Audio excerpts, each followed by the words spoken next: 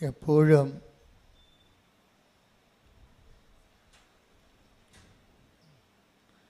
ഫയറാകുന്നത് ഉടമ്പടി ജീവിതത്തിൽ നമ്മൾക്ക് അതിൻ്റെ അപ്ഡേഷൻസ് വരുന്നത് പുതിയ പുതിയ ബോധ്യങ്ങൾ ലഭിക്കുമ്പോഴാണ്. രണ്ട് തരത്തിൽ നമുക്ക് ഉടമ്പടിയിൽ വളരാൻ പറ്റും. ഒന്ന്, ബോധ്യങ്ങളിൽ നിന്ന് ബോധ്യങ്ങളിലേക്ക് പോകുന്നതനുസരിച്ച് വളരും. ഈ ബോധ്യങ്ങളിൽ നിന്ന് ബോധ്യങ്ങളിലേക്ക് പോകുന്നതിന് ആനുപാതികമായിരിക്കും നമ്മുടെ അനുതാപത്തിൻ്റെ ആഴപ്പെടൽ. ഒരു വ്യക്തി ആധ്യാത്മികമായിട്ട് വളരുന്നതെന്ന് വെച്ചാൽ അതിൻ്റെ അർത്ഥം അദ്ദേഹത്തിൻ്റെ പെരുമാറ്റങ്ങൾ, ശീലങ്ങൾ, സ്വഭാവങ്ങൾ, അദ്ദേഹത്തിൻ്റെ സാക്ഷി ജീവിതം ഒക്കെ അടിസ്ഥാനപ്പെടുത്തിയിരിക്കുന്നത് ഈ ബോധ്യങ്ങളിലാണ്. കഴിഞ്ഞ ദിവസങ്ങളിൽ ഞാനിത് ഇങ്ങനെ പെട്ടെന്ന് ഇങ്ങനെ ഈ സമയത്തിവിടെ പറയാൻ കാരണം, കഴിഞ്ഞ ദിവസം ഞാനിവിടെ ആൾക്കാരെ കണ്ടുകൊണ്ട് അവരുടെ കാര്യങ്ങളൊക്കെ കേട്ടുകൊണ്ട് പ്രാർത്ഥിച്ചുകൊണ്ടൊക്കെ നിൽക്കുമ്പോൾ ഒരു സഹോദരി എനിക്ക് ഉടമ്പടി ധ്യാനം പുതിയ ബോധ്യങ്ങൾ നൽകിയെന്ന് പറഞ്ഞു. അതെനിക്ക് ഭയങ്കരമായിട്ട് ക്യാച്ച് ചെയ്ത് അത് ആധ്യാത്മികമായ ഒരു വളർച്ചയാണ് എൻ്റെ ഇത് വരണത്. കാര്യം നമുക്കറിയാമല്ലോ ബോധ്യം എങ്ങനെയാണ് ബോധ്യം ഉണ്ടാകണത്, അതിനെക്കുറിച്ച് നിങ്ങൾ കൃത്യമായിട്ട് മനസ്സിലാക്കണം. ഒരാൾക്ക് ബോധ്യം ഉണ്ടാകണത് എങ്ങനെയാണ്? ബോധ്യത്തിൻ്റെ ആദ്യ രൂപങ്ങൾ, പ്രാഗ്രൂപങ്ങൾ എന്താണ്? ബോധ്യത്തിൻ്റെ പ്രാഗ്രൂപം അറിവാണ്. അറിവാണ് ആദ്യം ഉണ്ടാകുന്നത്. അപ്പം നിങ്ങൾ ചെയ്യേണ്ടതെന്ന് വെച്ച് കഴിഞ്ഞാൽ ആസ് മച്ച് ആസ് പോസിബിൾ അറിവ് സമ്പാദിക്കണം ഉടമ്പടിയെക്കുറിച്ച്. അല്ലെങ്കിൽ ഉടമ്പടി കറക്റ്റാകത്തില്ല. എന്തുമാത്രം നിങ്ങൾക്ക് ഉടമ്പടിയെക്കുറിച്ച് അറിവ് സമ്പാദിക്കുന്നുവോ അതിന് ആനുപാതികമായിട്ടായിരിക്കും ബാക്കിയുള്ള സംഭവങ്ങൾ നടക്കുന്നത്. ഉടമ്പടിയെക്കുറിച്ചുള്ള അറിവ് സമ്പാദിക്കാനുള്ള സോഴ്സ് എന്ന് പറയുന്നത് ഒന്ന് അച്ഛൻ്റെ ഉടമ്പടി ധ്യാനം തന്നെയാണ്. രണ്ടാമത്തത് ജനങ്ങളുടെ സാക്ഷ്യാനുഭവങ്ങൾ. മൂന്നാമത്തത് ഉടമ്പടി ലിറ്ററേച്ചർ, ഉടമ്പടി സാഹിത്യമുണ്ട്. അച്ഛന് എഴുതിയിട്ടുള്ള പുസ്തകങ്ങളുണ്ട്. 2 പുസ്തകങ്ങൾ ഇവിടെ ഉണ്ട്. ഉടമ്പടി പദ്ധതിയും പ്രയോഗവും, പിന്നെ ഉടമ്പടി പ്രയോഗത്തിൽ. അങ്ങനെ 2 പുസ്തകങ്ങളുണ്ട്. ഒരെണ്ണം പുതിയ പുസ്തകമാണ്. അതിൻ്റെ ഹെഡിങ് പ്രത്യാശ എന്നാണ്. പക്ഷേ അതിൻ്റെ കണ്ടൻറ്റ് ഉടമ്പടിയുടെ പ്രയോഗതലങ്ങളെക്കുറിച്ചാണ് പറയണത്. അപ്പോൾ അതാണ് നമുക്ക് അറിവ് കിട്ടാനുള്ള 3 സോഴ്സ് ഇതാണ്. ഒന്ന്, ആഴ്ചയിലുണ്ടാകുന്ന ദിനംപ്രതി ഉണ്ടാകുന്ന ഉടമ്പടി സാക്ഷ്യങ്ങൾ. ഉടമ്പടി സാക്ഷ്യങ്ങളുടെ പ്രത്യേകത എന്ന് വെച്ച് കഴിഞ്ഞാൽ അതിൻ്റെ ഒരു പ്രത്യേകത ഒരു മനുഷ്യൻ ഈ ജീവിതത്തിൽ അനുഭവിക്കാവുന്ന ഓൾമോസ്റ്റ് ഓൾ ആയിട്ടുള്ള എല്ലാ വിഷയങ്ങളെയും അഡ്രസ്സ് ചെയ്യുന്നു എന്നുള്ളതാണ് ഉടമ്പടിയുടെ ഏറ്റവും വലിയ വിജയം. എവറിത്തിങ്, ഒരു മനുഷ്യൻ്റെ ജീവിതത്തിൽ സംഭവിക്കാൻ സാധ്യതയുള്ള ഓൾമോസ്റ്റ് എവരിത്തിങ്, സൂര്യന് താഴെ ഭൂമിക്ക് മുകളിലുള്ള എല്ലാ സബ്ജക്റ്റും ഉടമ്പടി അഡ്രസ്സ് ചെയ്യും.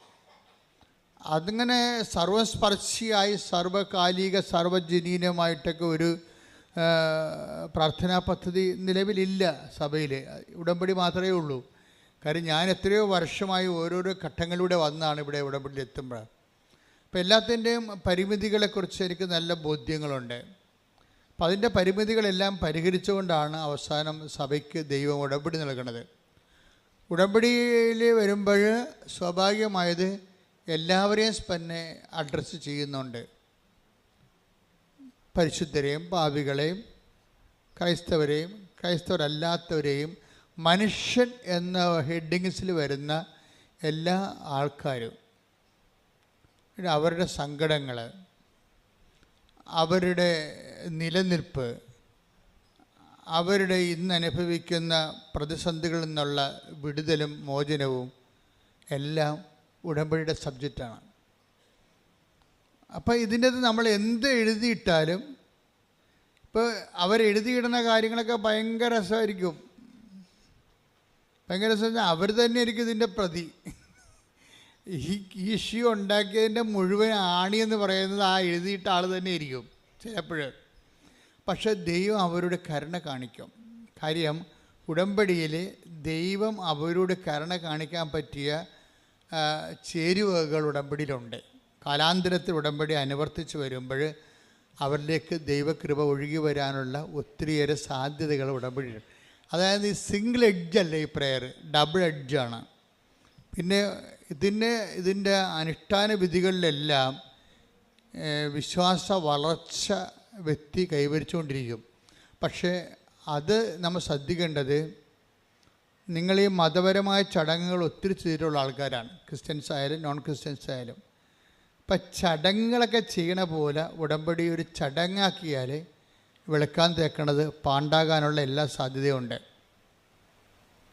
അത് നമ്മൾ ചടങ്ങെന്ന് പറയുമ്പോൾ എന്താ വെച്ച് കഴിഞ്ഞാൽ, ചടങ്ങിന് വരുന്ന ഇപ്പോൾ ഒരു ഉദാഹരണത്തിന് ഞാൻ പറയാം. ഒരു ആചാരം നമ്മൾ പല പല ആചാരങ്ങൾ ചെയ്യത്തില്ലേ. ഇപ്പം നമ്മൾ ആൾക്കാരെ കാണുമ്പോൾ ശ്രുതി പറഞ്ഞൊരു ആചാരമാണ്, പക്ഷേ നമ്മുടെ ചങ്കിൽ അവനെതിരെയുള്ള പകയാനുള്ളതെന്നുണ്ടെങ്കിൽ അത് അനാചാരമായി മാറും അല്ലേ. അതാ സാധനം. ഇപ്പം മനസ്സിലായില്ലേ കാര്യങ്ങൾ. അപ്പോൾ ദൈവത്തിൻ്റെ സന്നിധിയിലും ഒരു ആരാധന അർപ്പിക്കുമ്പോൾ ആരാധനയ്ക്ക് അനിപേക്ഷണീയമായിട്ടുള്ള ആത്മീയ അവസ്ഥകളുണ്ടാകണം. അല്ലെങ്കിൽ ഈ ആരാധന അരാജകത്വമായി മാറും. അതെപ്പോഴും ഇപ്പം ഉടമ്പടി എപ്പോഴും ചെയ്യണത്, ഈ ആരാധിക്കുന്ന വ്യക്തിയെ അയാൾക്ക് ആ ആരാധനയ്ക്ക് സ്യൂട്ടബിളായിട്ടുള്ള ആധ്യാത്മികതയിലേക്ക് അയാളെ കൊണ്ടുവരും. അതാണ് ഇതിൻ്റെ അനുഷ്ഠാനവും ആധ്യാത്മികതയും തമ്മിലുള്ള ബന്ധം. ഒത്തിരി അനുഷ്ഠാനങ്ങൾ ഉടമ്പടിയിലുണ്ട്. ഉപ്പുണ്ട്, അതൊരനുഷ്ഠാനമാണ്. ഉടമ്പടി തൈലമുണ്ട്, ഉടമ്പടി കാശുരൂപമുണ്ട്. ഇതെല്ലാവരും ഉപയോഗിക്കണില്ലേ? പക്ഷേ എല്ലാവരും ഉപയോഗിക്കുന്നുണ്ടെങ്കിൽ എന്തുകൊണ്ടാണ് ചില ആൾക്കാർക്ക് 99 മാർക്ക്, ചിലർക്ക് 60 മാർക്ക്, ചിലർക്ക് 30 മാർക്ക്, ചിലർക്ക് പരീക്ഷ എഴുതിന് കാശ് കയ്യിൽ നിന്ന് പോയിട്ടുള്ളവരുണ്ട്. അപ്പം ഈ ഉപ്പാണ്, നിങ്ങൾ ഉടമ്പടി ഉപ്പാണ് ഉപയോഗിക്കണത്, കാശുരൂപമാണ് ഉപയോഗിക്കണമെന്നല്ല പ്രശ്നം. ആരുപയോഗിക്കുന്നു എന്നുള്ളതാണ് പ്രശ്നം. ആരുപയോഗിക്കുന്നു. കാര്യം നിങ്ങൾ ഒരു 3 പേരാണ് ഉടമ്പടി ഉപ്പ് ഉപയോഗിക്കണമെങ്കിൽ 3 റിസൾട്ടാണ് വരണത്, ഒരു റിസൾട്ടല്ല. 3 പേര് ഉടമ്പടി ഉപ്പ് ഉപയോഗിക്കുന്നത്, അല്ലെങ്കിൽ 3 പേര് ഉടമ്പടി കാശ് ഉപയോഗിക്കുന്നുണ്ടെങ്കിൽ 3 റിസൾട്ടാണ് വരണത്. ചിലക്ക് ഒരു 99% റിസൾട്ട് വരും, ചിലക്ക് 70% റിസൾട്ട് വരും, ചിലക്ക് 30% റിസൾട്ട് വരും. ഒരു റിസൾട്ടും വരാതെ ഒരിക്കലും വരത്തില്ല. കാര്യത്തിൽ അവൻ ഒരു ഉടമ്പടി എടുക്കാൻ വേണ്ടി വരുമ്പോൾ തന്നെ ഒരു ബേസിക് മാർക്ക് അവന് കിട്ടിയിട്ടുണ്ടെന്ന് അർത്ഥം. അല്ലെങ്കിൽ ദൈവം ഉടമ്പടി എടുപ്പിക്കത്തില്ലല്ലോ. ദൈവം ഉടമ്പടി എടുപ്പിക്കുന്നത് വെച്ച് കഴിഞ്ഞാൽ ദൈവമായിട്ടല്ലേ ബന്ധം. അല്ലാതെ നിങ്ങൾ കൊണ്ടുവന്ന് നേർച്ച കിട്ടിയിട്ട് പോണ പോലെ അഭ്യാസമല്ലല്ലോ ഇത്. നിങ്ങളൊരു ബയലാറ്ററൽ എഗ്രിമെൻറ്റിലേക്ക് ഏർപ്പെടുകയാണ്. അപ്പോൾ അതർ കക്ഷി എന്ന് പറയുന്നത് ദൈവമാണ്.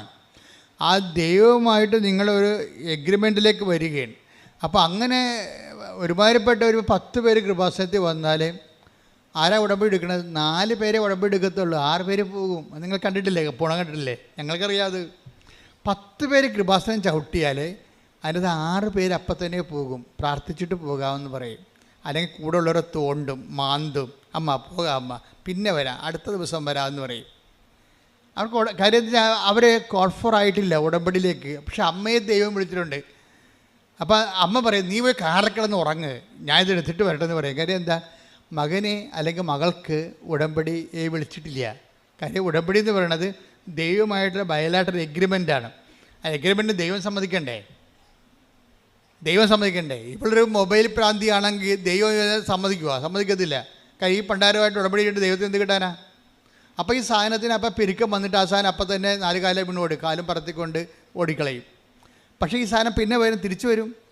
കാര്യം അമ്മ എന്ന് പറയുന്ന ആ ഉടമ്പടി, ദൈവം ഉടമ്പടി എടുക്കാൻ വേണ്ടി വിളിച്ച ആൾ പ്രത്യേകം മെനയായിട്ട് ഉടമ്പടി ചെയ്തുകൊണ്ട് അടയാളം കിട്ടിക്കഴിയുമ്പോൾ അവർക്കൊരു ആവശ്യമുണ്ട്. ആദ്യം ചാടിപ്പോയി വരും, പിന്നീട് തിരിച്ചു വരും. അവർ സാക്ഷ്യങ്ങൾ കേൾക്കാം. എന്തുമാത്രം സാക്ഷ്യങ്ങൾ അങ്ങനെ വരുന്നത്. ഞാൻ ഉടമ്പടി അമ്മ ഉടമ്പടി എടുത്തപ്പോൾ ഞാൻ കാറിൽ പോയിരുന്നുണ്ട്, TV കാണുക, അവിടുത്തെ കോമഡി കാണുകയായിരുന്നു, എനിക്ക് ഇതിൻ്റെ അകത്തൊരു താല്പര്യം തോന്നിയില്ല എന്നൊക്കെ പറയും. പക്ഷേ ആദ്യം തോന്നിയില്ലെങ്കിലും കാലാന്തരത്തിൽ നീ ഇവിടെ വന്ന് ചവിട്ടിപ്പോയില്ലേ, ചവിട്ടുമ്പോൾ സ്വാഭാവികമായിട്ടൊരു ഗ്രേസ് മാർക്ക് നിനക്ക് കിട്ടും. ചവിട്ടിക്കഴിഞ്ഞാൽ എന്താ കാര്യം? അമ്മ പ്രത്യക്ഷപ്പെട്ട സ്ഥാനത്ത് വരാനുള്ള അനുവാദം കിട്ടിയില്ലേ, എൻട്രി പാസ്സായില്ലേ. അപ്പോഴങ്ങനെ എൻട്രി പാസ് കിട്ടിയ ആൾക്കാർ ചിലപ്പോൾ ഡ്രൈവറായിരിക്കും, നിങ്ങൾ ചിലപ്പോൾ ഭീഷണ പാർട്ടി ആയിരിക്കും, ഡ്രൈവിങ് കഴിഞ്ഞാൽ വൈകുന്നേരം ചിലപ്പോൾ ബിസി കിടന്ന് തുടങ്ങിയും പ്രാർത്ഥിക്കാത്ത കക്ഷിയായിരിക്കും. ഒരു പ്രാർത്ഥനക്കാരെ 10 പൈസ കിട്ടുന്ന കാര്യം നിങ്ങളെ കൊണ്ടൊന്ന് ആക്കിയിട്ട് എങ്ങനെ ഇവിടെ ഇരിക്കുക, എന്നാ പരിപാടി അവിടെ നടക്കണമെന്നൊക്കെ അവിടെയൊക്കെ ചുറ്റും നടന്ന് കണ്ടുവച്ചും അങ്ങനെ കുത്തിയിരിക്കുന്ന പാട്ട്. പക്ഷെ കുറച്ച് കഴിയുമ്പോൾ നിങ്ങൾ ദൈവം വിളിക്കും. ഒരു 6 മാസം കഴിയുമ്പോൾ നിങ്ങളെ വിളിക്കും. ആ ഇടുക്കി ഞങ്ങളൊരു ഡ്രൈവറിൻ്റെ സാക്ഷ്യം കേട്ട്, അയാൾക്ക് ഭയങ്കര വെള്ളമടിയാണ്, അയാൾ മുടിഞ്ഞ് തേച്ച് കഴുകി ഇരിക്കുകയാണ്. അവസാനം പുള്ളിക്കാരൻ്റെ വണ്ടി വരെ കടത്തിലായി. പുള്ളി ആൾക്കാരെ എന്നാലും ആൾക്കാരെ കൊണ്ടുവരേണ്ട പരിപാടിയാണ് പുള്ളിക്കുള്ളത്. അത് കഴിയുമ്പോൾ പുള്ളി കിടന്ന് ഇപ്പം എന്നിട്ട് ഇവരെ ഇട്ടിട്ട് സ്ക്രൂ ചെയ്യും. ചില ഡ്രൈവർമാർ കൃപയില്ലാത്തവരാണെങ്കിൽ പ്രാർത്ഥിക്കാൻ വന്നവർ എപ്പോഴും വിളിച്ചുകൊണ്ടിരിക്കും. നിങ്ങൾ ചെയ്യേണ്ടതെന്ന് വെച്ച് കഴിഞ്ഞാൽ ഉടമ്പടി ചെയ്യാൻ വരുമ്പോൾ തന്നെ നിങ്ങൾ സ്വിച്ച് ഓഫ് ചെയ്ത് കളയണം മൊബൈല്. അതാണ് ചെയ്യേണ്ടത്. കാരണം വെച്ചാൽ എടുക്കരുത്. കാര്യം ഒരിക്കലും നിങ്ങൾ ഉടമ്പടി ചെയ്യാൻ വേണ്ടി വരുന്നവരുടെ മൊബൈലിലൂടെ നിങ്ങൾക്ക് ഇത്രയും നാൾ എൻ്റെ അനുഭവത്തിൽ നോക്കുകയാണെങ്കിൽ ഒരു 60% നിങ്ങളെ ഉടമ്പടിയിൽ നിന്ന് പിന്തിരിപ്പിക്കാനുള്ള പിന്തിരിപ്പൻ ശക്തികളായിരിക്കും അതർ എൻഡിലുള്ളത്. അത് മകനായിരിക്കും. അമ്മ തിരിച്ചറിക്കാടെന്ത് ചെയ്യും? അമ്മ പോയി കിടക്കണ കൃപാസനത്തിൽ, എൻ്റെ തിരിച്ചറിക്കാടെന്ത് ചെയ്യും? എടാ അവിടെ ഉണ്ടാ നോക്കടാ, തീർന്ന് നമ്മൾ ഡെസ്പായി, നമ്മുടെ വിശ്വാസ പ്രമാണം പൊട്ടിപ്പോയി അവിടെ വെച്ച് പ്രാർത്ഥിച്ചുകൊണ്ട് നിൽക്കുകയായിരുന്നു. അപ്പോഴാണ് ഈ പണ്ടാരം വിളിച്ചത്. പിശാച് വിളിപ്പിക്കുന്നതാണ് ഈ സാധനം. നമുക്കൊണ്ട് ഇരിപ്പിക്കത്തില്ല. തിരിച്ചേക്കാട്ടാണ് അവിടെ ഇരിപ്പുണ്ടാകുകയെ. അവനെന്നും പണ്ട് മുതൽ അവൻ്റെ കളസം വരെ നമ്മൾ 35 വയസ്സായാലും നമ്മൾ എടുത്തു കൊടുക്കണം. അത്ര ഒരു സാധനത്തിന് നിങ്ങൾ വളർത്തിക്കൊണ്ട് വന്നിരിക്കുന്നത്. നിങ്ങൾക്ക് പണിയാണത്. ശരിക്കും പിള്ളേരെ കൊണ്ട് പിള്ളേരുടെ കാര്യങ്ങൾ ആദ്യം മുതൽ ചെയ്തിച്ചില്ലെന്നുണ്ടെങ്കിൽ മരണം വരെ പണിയായിരിക്കും നമുക്ക്. ചില അമ്മമാർ അയ്യോ കൊച്ചല്ല കുഞ്ഞല്ല എന്ന് പറഞ്ഞുകൊണ്ട് അവളെ കൊച്ചല്ല കുഞ്ഞല്ല എന്ന് പറഞ്ഞുകൊണ്ട് ഒരു പരിപാടിയും ചെയ്യിക്കത്തില്ല. ഈ പണ്ടാരൊക്കെ ചെന്ന് ഡൈവേഴ്സ് ചെയ്തിട്ട് തിരിച്ചു വരും. കാര്യം കെട്ടി വിട്ട് ചെല്ലുമ്പോൾ അമ്മയമ്മ സമ്മതിക്കുക. കാര്യം ഒരു പണിയും ചെയ്യിക്കത്തില്ല. എനിക്ക് പഠിക്കണം എന്ന് പറയുമ്പോൾ അവൾക്ക് പഠിക്കട്ടെ എന്ന് അമ്മ പറയും. അവസാനം പഠിത്തം മാത്രമേ ഉള്ളൂ. സാധനം വേറെ ഒരു സാധനമില്ല, ജീവിതമായിട്ട് ബന്ധമില്ല. ഇവിടെ ഡൈവേഴ്സ് എന്ന് പറയുന്ന ആ വിഷയം ഇപ്പോൾ കൂടിയില്ലേ, അതിൻ്റെ നല്ലൊരു ശതമാനം കാര്യങ്ങൾ അമ്മമാരുടെ കയ്യിൽ തന്നെ ഇരിക്കേണ്ടത്. ഒരു സംശയമില്ല. കാര്യം ഒരു സംശയമില്ല. നിങ്ങൾ ആദ്യമേ തന്നെ അത് ശ്രദ്ധിക്കണം. അല്ലെങ്കിൽ ഇനിയുള്ള സമയം പ്രാർത്ഥിക്കാനും പിന്നെ ശാസിക്കാൻ കഴിയണം. അപ്പനും അമ്മയും ആകുമ്പോൾ ഈശോ എന്താണ് നീ ഞങ്ങളോട് ഇങ്ങനെ കാണിച്ചതെന്ന് ചോദിച്ചില്ലേ. ഏത് ഈശോയാണെന്ന് ദൈവമാണെന്ന് പറഞ്ഞിട്ട് കാര്യമില്ല. അമ്മയുടെ ഡ്യൂട്ടി ചെയ്യും. എന്താണ് ഈശോ നീ ഞങ്ങളോട് ഇങ്ങനെ ചെയ്തത്, ഞാനും നിൻ്റെ അപ്പനും കൂടി എന്തുമ്പോൾ നിന്നെ അന്വേഷിച്ചെന്ന് അറിയാമോ? അത് ശാസനയാണ്. ആ സംഭവം ശാസനയാണ്. അപ്പോൾ ദൈവപുത്രനാണെന്ന് അറിഞ്ഞാലും മാനുഷ്യമായ ഒരു ക്രമം തെറ്റിക്കഴിഞ്ഞാൽ ശാസിക്കാനുള്ള ബാധ്യത നമ്മൾക്കുണ്ട്. അത് ഏത് മക്കൾ അവളെ 2 പ്രസവിച്ചൊക്കെ 2 കുഞ്ഞുങ്ങളുണ്ടെങ്കിൽ പോലും അവളുടെ അപ്പനോട് വീട്ടുകാരോട് ചെയ്ത് ശരിയല്ല എന്നുണ്ടെങ്കിൽ ശരിയല്ലെന്ന് നിങ്ങൾ പറയണം. അപ്പോഴാണ് നിങ്ങൾ ദൈവത്തിൻ്റെ പക്ഷമാകണത്. അപ്പം ചിലപ്പോൾ മകളുടെ സ്നേഹം നിങ്ങൾക്ക് പോകുമായിരിക്കും. എൻ്റെ മക്കളെ, ഒരു കഥയുമില്ലാത്ത കാര്യമാണിത്. നമ്മൾ പലരുടെയും സ്നേഹത്തിന് പോകാതിരിക്കാൻ വേണ്ടി നിങ്ങൾ ഒത്തുതീർപ്പ് തയ്യാറാകുമ്പോൾ ഔട്ടാകണത് ദൈവമാണ്. നമുക്ക് ദൈവത്തെ മാത്രം മതിയെന്ന് ആദ്യം ഒന്ന് ചിന്തിച്ച് നോക്കിയേ. ദൈവത്തെ മാത്രം മതി, ഞാൻ ദൈവത്തിൻ്റെ കൂടെ നിൽക്കും. അതിനാൽ ബാക്കി ആർക്കും ഒരു പരിധി കഴിഞ്ഞാൽ വേറെ ആർക്കും വാല്യൂ ഇല്ല. അങ്ങനെ നീ ചിന്തിച്ചു കഴിഞ്ഞാൽ ഏത് മകളായാലും ശരി. ഇപ്പം നിങ്ങൾ വിചാരിക്കുന്നത് എന്താണ്? അയ്യോ നമുക്ക് ഇനി കഞ്ഞി കിട്ടണമെങ്കിൽ മകൾ തന്നെ പോകണ്ടേ ഇംഗ്ലണ്ടിൽ. അപ്പൻ്റെ കാര്യം കണക്കാണ്. ഇനി മകളല്ല ഇനി നമ്മളെ സഹായിക്കേണ്ടത്, മകനല്ല സഹായിക്കേണ്ടത്. മകനെ ഇപ്പോൾ കല്യാണം കഴിച്ച് പിന്നെ അവൾ കല്യാണം കഴിച്ച മകൻ പറയണത് മാത്രമേ, മകൾ പറയണത് മാത്രമേ അവൻ കേൾക്കത്തുള്ളൂ. മകൻ്റെ കാര്യത്തിൽ തീരുമാനമായി, അവൻ പോയി. ഇനി എൻ്റെ മകളല്ലേ ഉള്ളെന്ന് പറഞ്ഞ് പല അമ്മമാരും സ്കാൻ ചെയ്ത് നോക്കിയാൽ ദൈവത്തെക്കാളുപരി ജോലിയുള്ള മക്കളെ സ്നേഹിക്കുന്ന അമ്മമാരുണ്ട്. ഇവിടെ ഉടമ്പടി ക്രാക്ക് ആകത്തില്ല. കാരണം ദൈവത്തിനറിയാം ഒരു വിഷയം വന്നു കഴിഞ്ഞാൽ ജോലിയുള്ള 10 പൈസ വരുമാനമുള്ള മകൾ പറയണതായിരിക്കും നിങ്ങൾ കേൾക്കണത്, ദൈവത്തിൻ്റെതല്ലെന്ന്. അത് ദൈവത്തിനറിയാമത്. അതുകൊണ്ടാണ് നമ്മൾ സ്റ്റേണായിട്ട്, ഇതാണ് ഉടമ്പടി ആധ്യാത്മികത എന്ന് പറയുന്നത്. നിങ്ങളുമായിട്ടൊരു ഉടമ്പടി ചെയ്യുമ്പോൾ നിലപാടിലും നയങ്ങളിലും സമീപനങ്ങളിലും ഒക്കെ നിങ്ങൾ ഏകപക്ഷീയമായി ദൈവത്തിൻ്റെ കൂടെ ആയിരിക്കണം. എന്നാൽ ഇത് പെട്ടെന്ന് ഫയറാകും. പിന്നെ അതല്ല, നിത്യത വരെ ഫയറാകും. പ്രാർത്ഥിക്കുക, കർത്താവായ ദൈവമേ, ഒരു പ്രശ്നത്തിന്റെ മുഖത്ത് 100% ഒത്തുതീർപ്പിന് വിധേയമല്ലാതെ ദൈവത്തിന്റെ പക്ഷം ചേർന്ന് നിൽക്കാൻ ആവശ്യമായ ആധ്യാത്മിക അടിത്തറയാൽ എന്നെ ബലപ്പെടുത്തണമേ.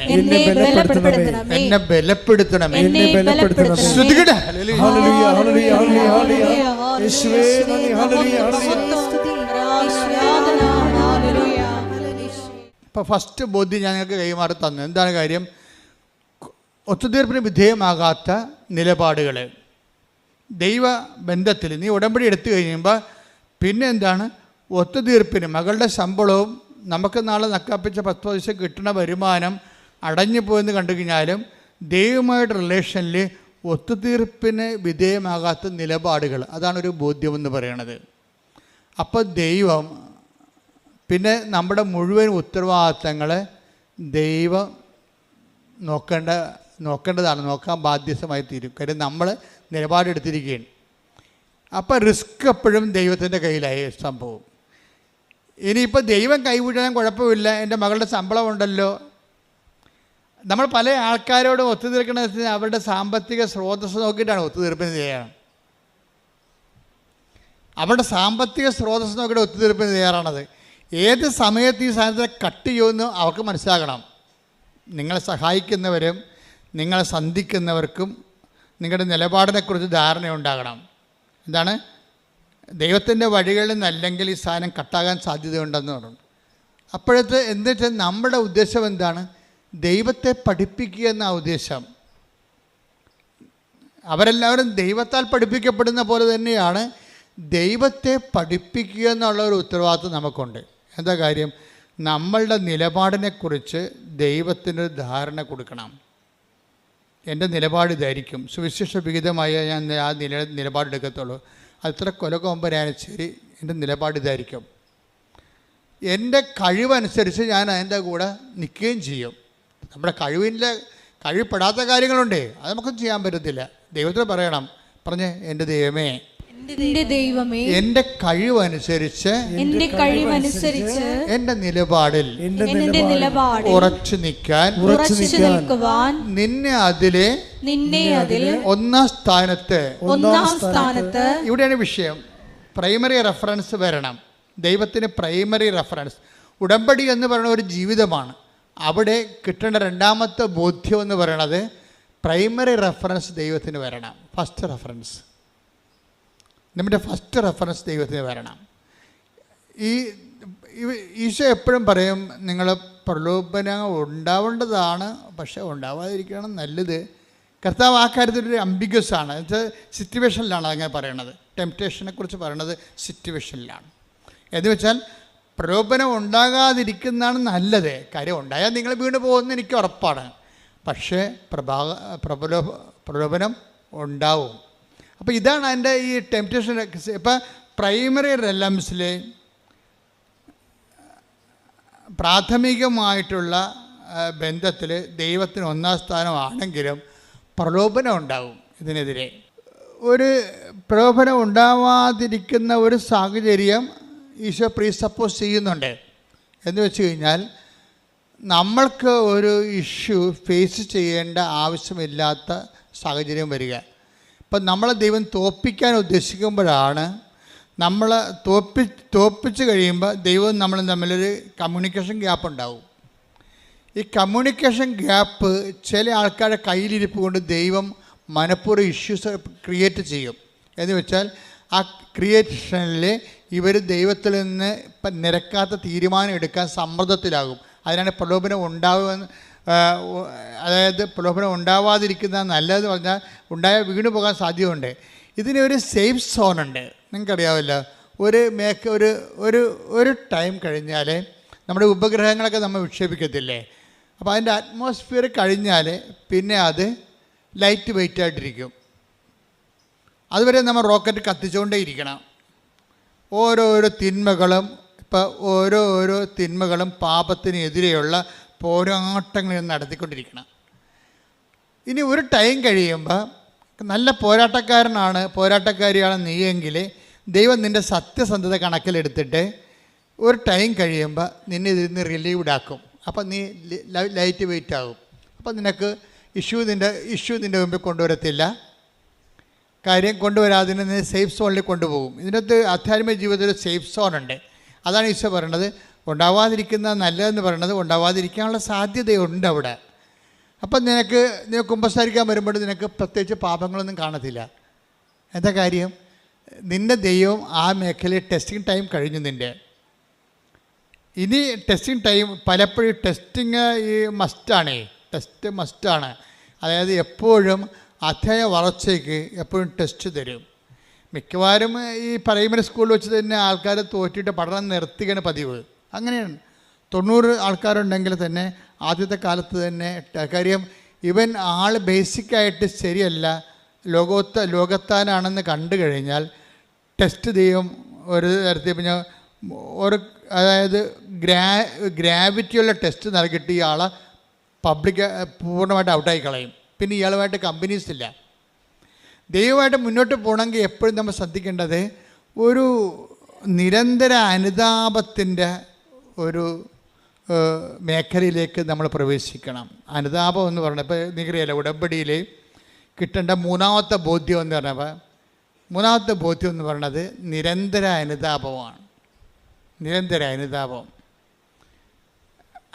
എന്നല്ല, നിരന്തര അനുതാപം. ഇപ്പം നിങ്ങളിപ്പോൾ ഒരു ധ്യാനം കൂടി അപ്പോഴൊന്ന് അനുദപിച്ചു, കുറച്ച് മുങ്ങി കുമ്പസാരിച്ച് കുർബാന സ്വീകരിച്ചു, അങ്ങനെ പിന്നെ കുറച്ച് നാൾ ഇങ്ങനെ നല്ല വെള്ളം ചവഞ്ഞ് നടന്നു, നിലച്ചായത്ത് വീഴുന്ന കുറുക്കനെ പോലെ നടന്നു. മഴ പെയ്യുമ്പോൾ പിന്നെ പെയിൻ്റ് എല്ലാം പോയി പഴയ കുറുക്കനായി. അങ്ങനെയല്ലേ ധ്യാനങ്ങളിലേക്ക് സഞ്ചരിക്കുന്ന ജീവികളെ കണ്ടാൽ മനസ്സിലാവും.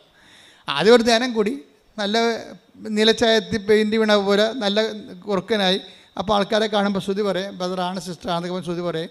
കൃഷ്ണനാണെന്നൊക്കെ പണ്ട് കൃഷ്ണനാണെന്നൊക്കെ ധരിച്ചുള്ള കഥയില്ല പഞ്ചതന്ത്രത്തല്ല.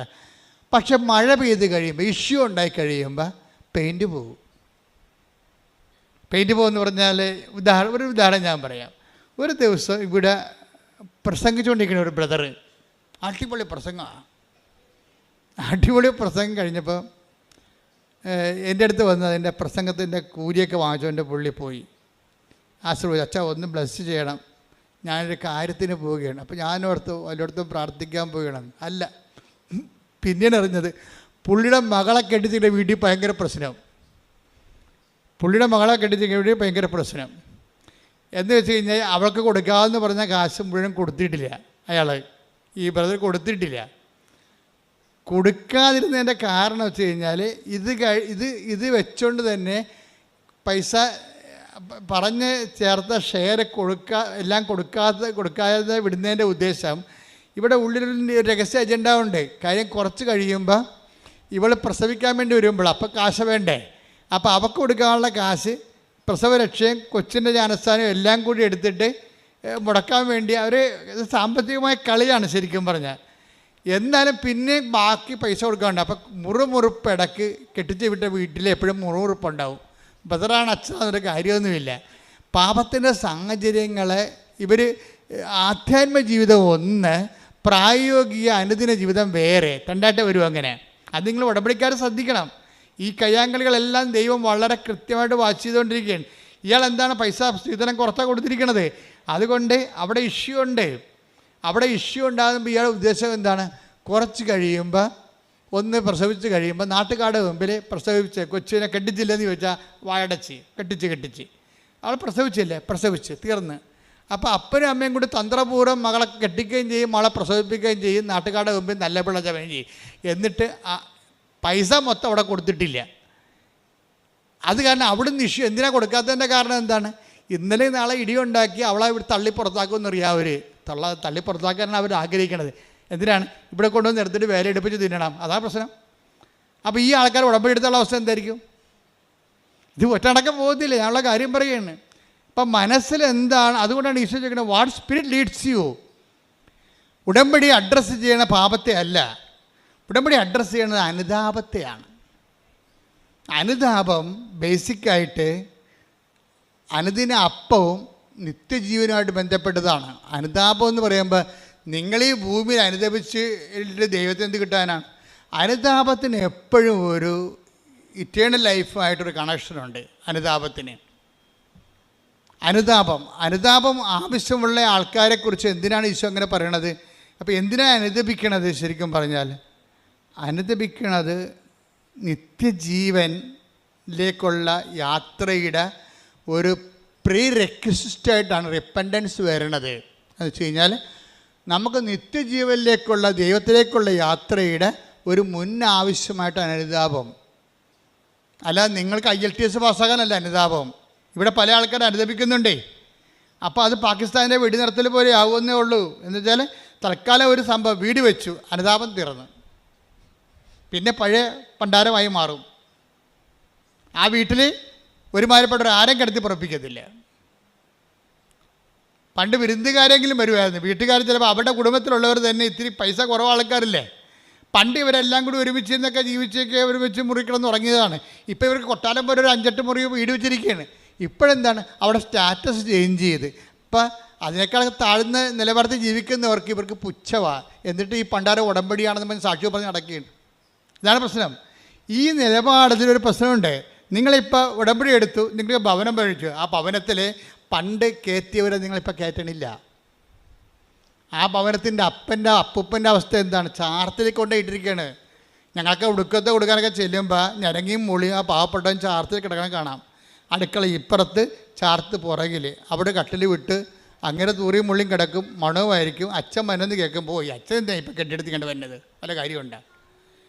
ഇയാൾക്ക് നന്നാകാൻ പോണേ, ഇപ്പം കുർബാന കൊടുത്ത് കുത്തി വായി കയറ്റുമ്പോൾ ഇയാൾക്ക് എന്തൊക്കെ സംഭവിക്കാൻ പോകണം, ഇയാളെ കയ്യിൽ പെരുക്ക്.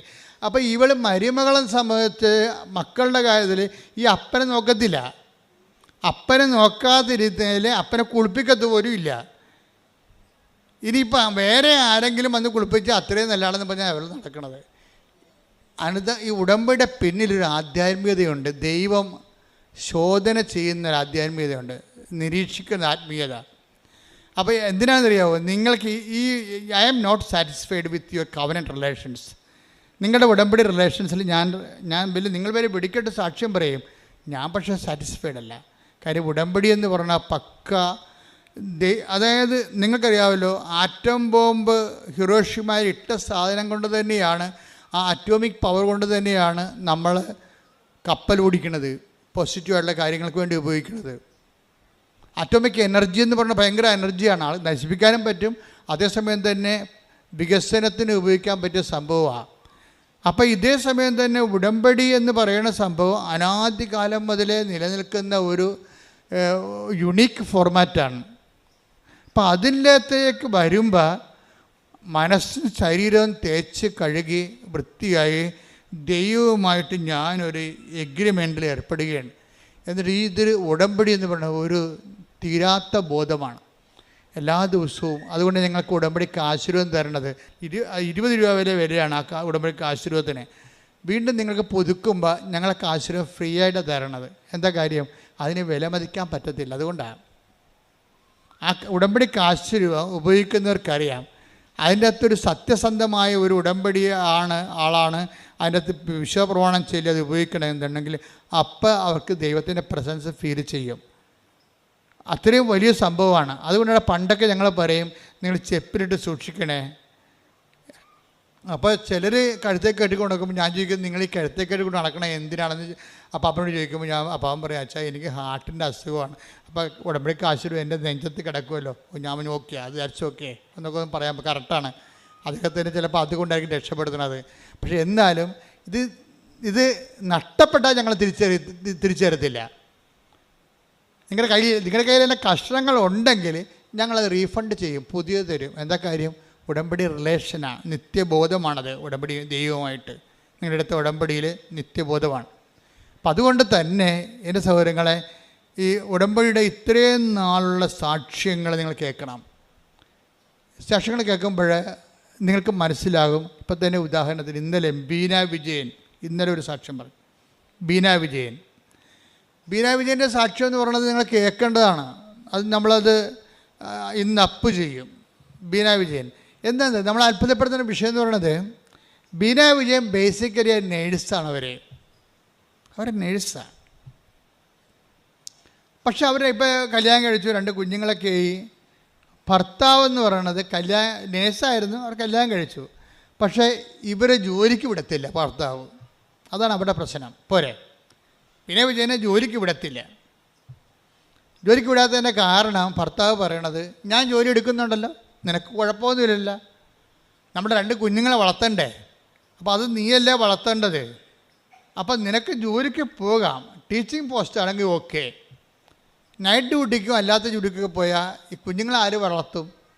ഇപ്പോൾ കുഞ്ഞുങ്ങൾ നമ്മൾ എത്ര കാശ് മുടക്കിയാലും കുഞ്ഞുങ്ങൾ അന്തോന്നുങ്ങളായിപ്പോയാൽ ആര് സമാധാനം പറയും?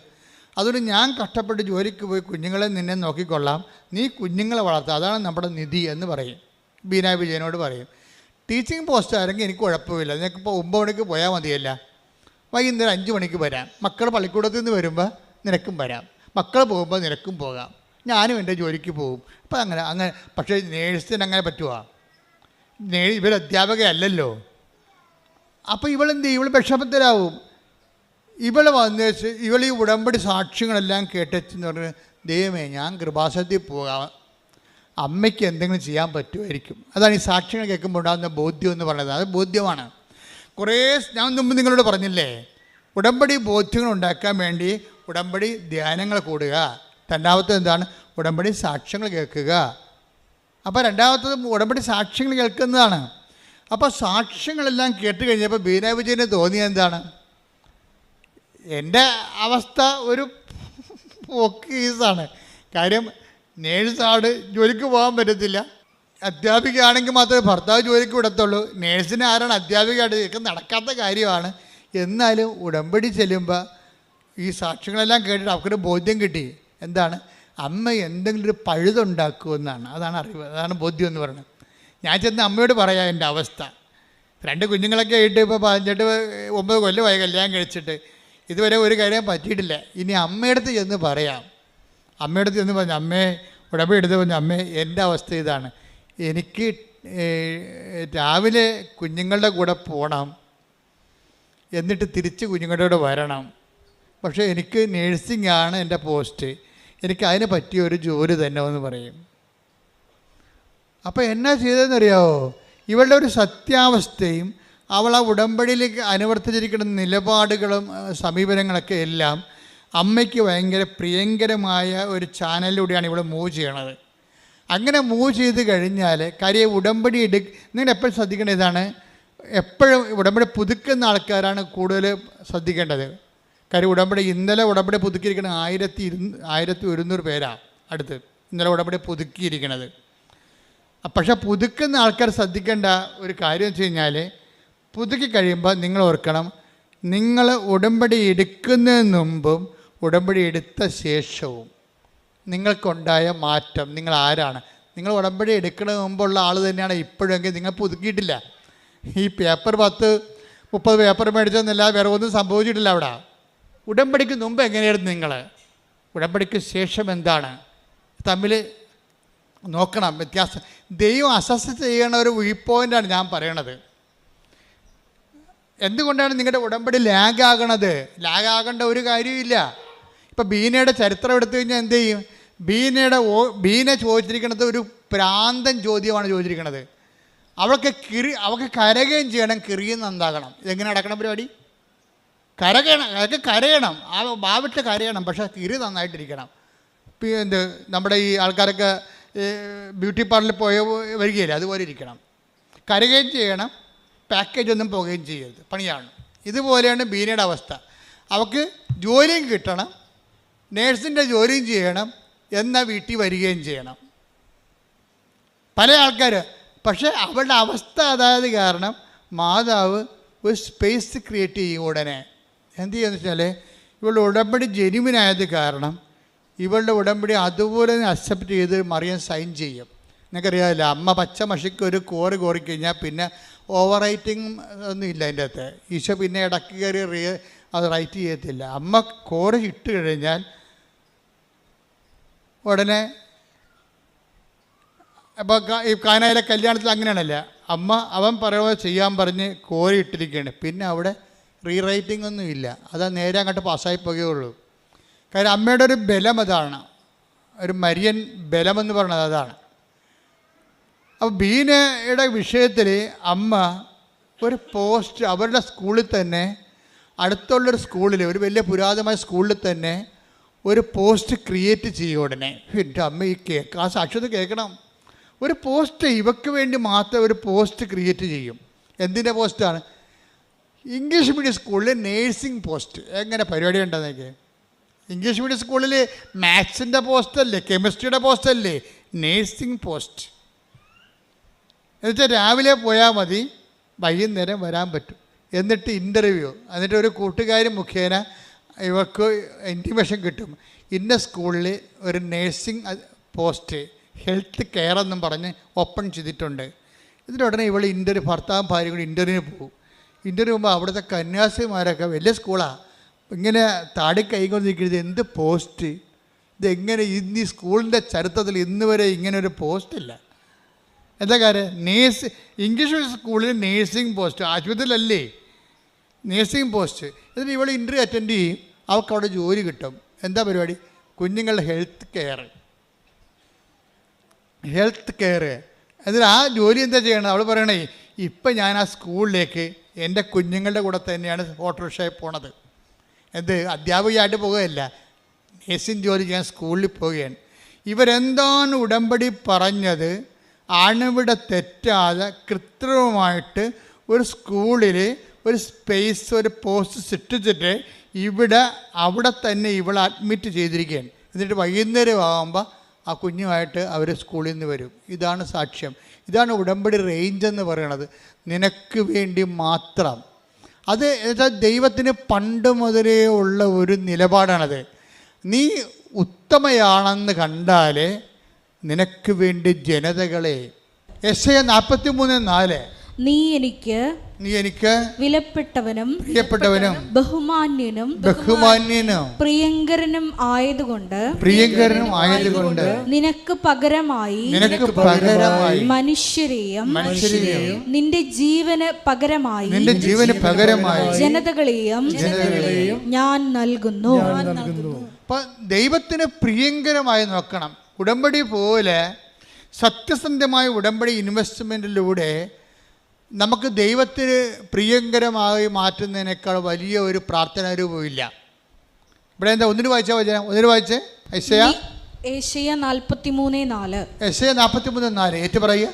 നീ എനിക്ക് വിലപ്പെട്ടവനും ബഹുമാന്യനും പ്രിയങ്കരനും ആയതുകൊണ്ട് നിനക്ക് പകരമായി മനുഷ്യരെയും നിന്റെ ജീവന് പകരമായി ജനതകളെയും ഞാൻ നൽകുന്നു.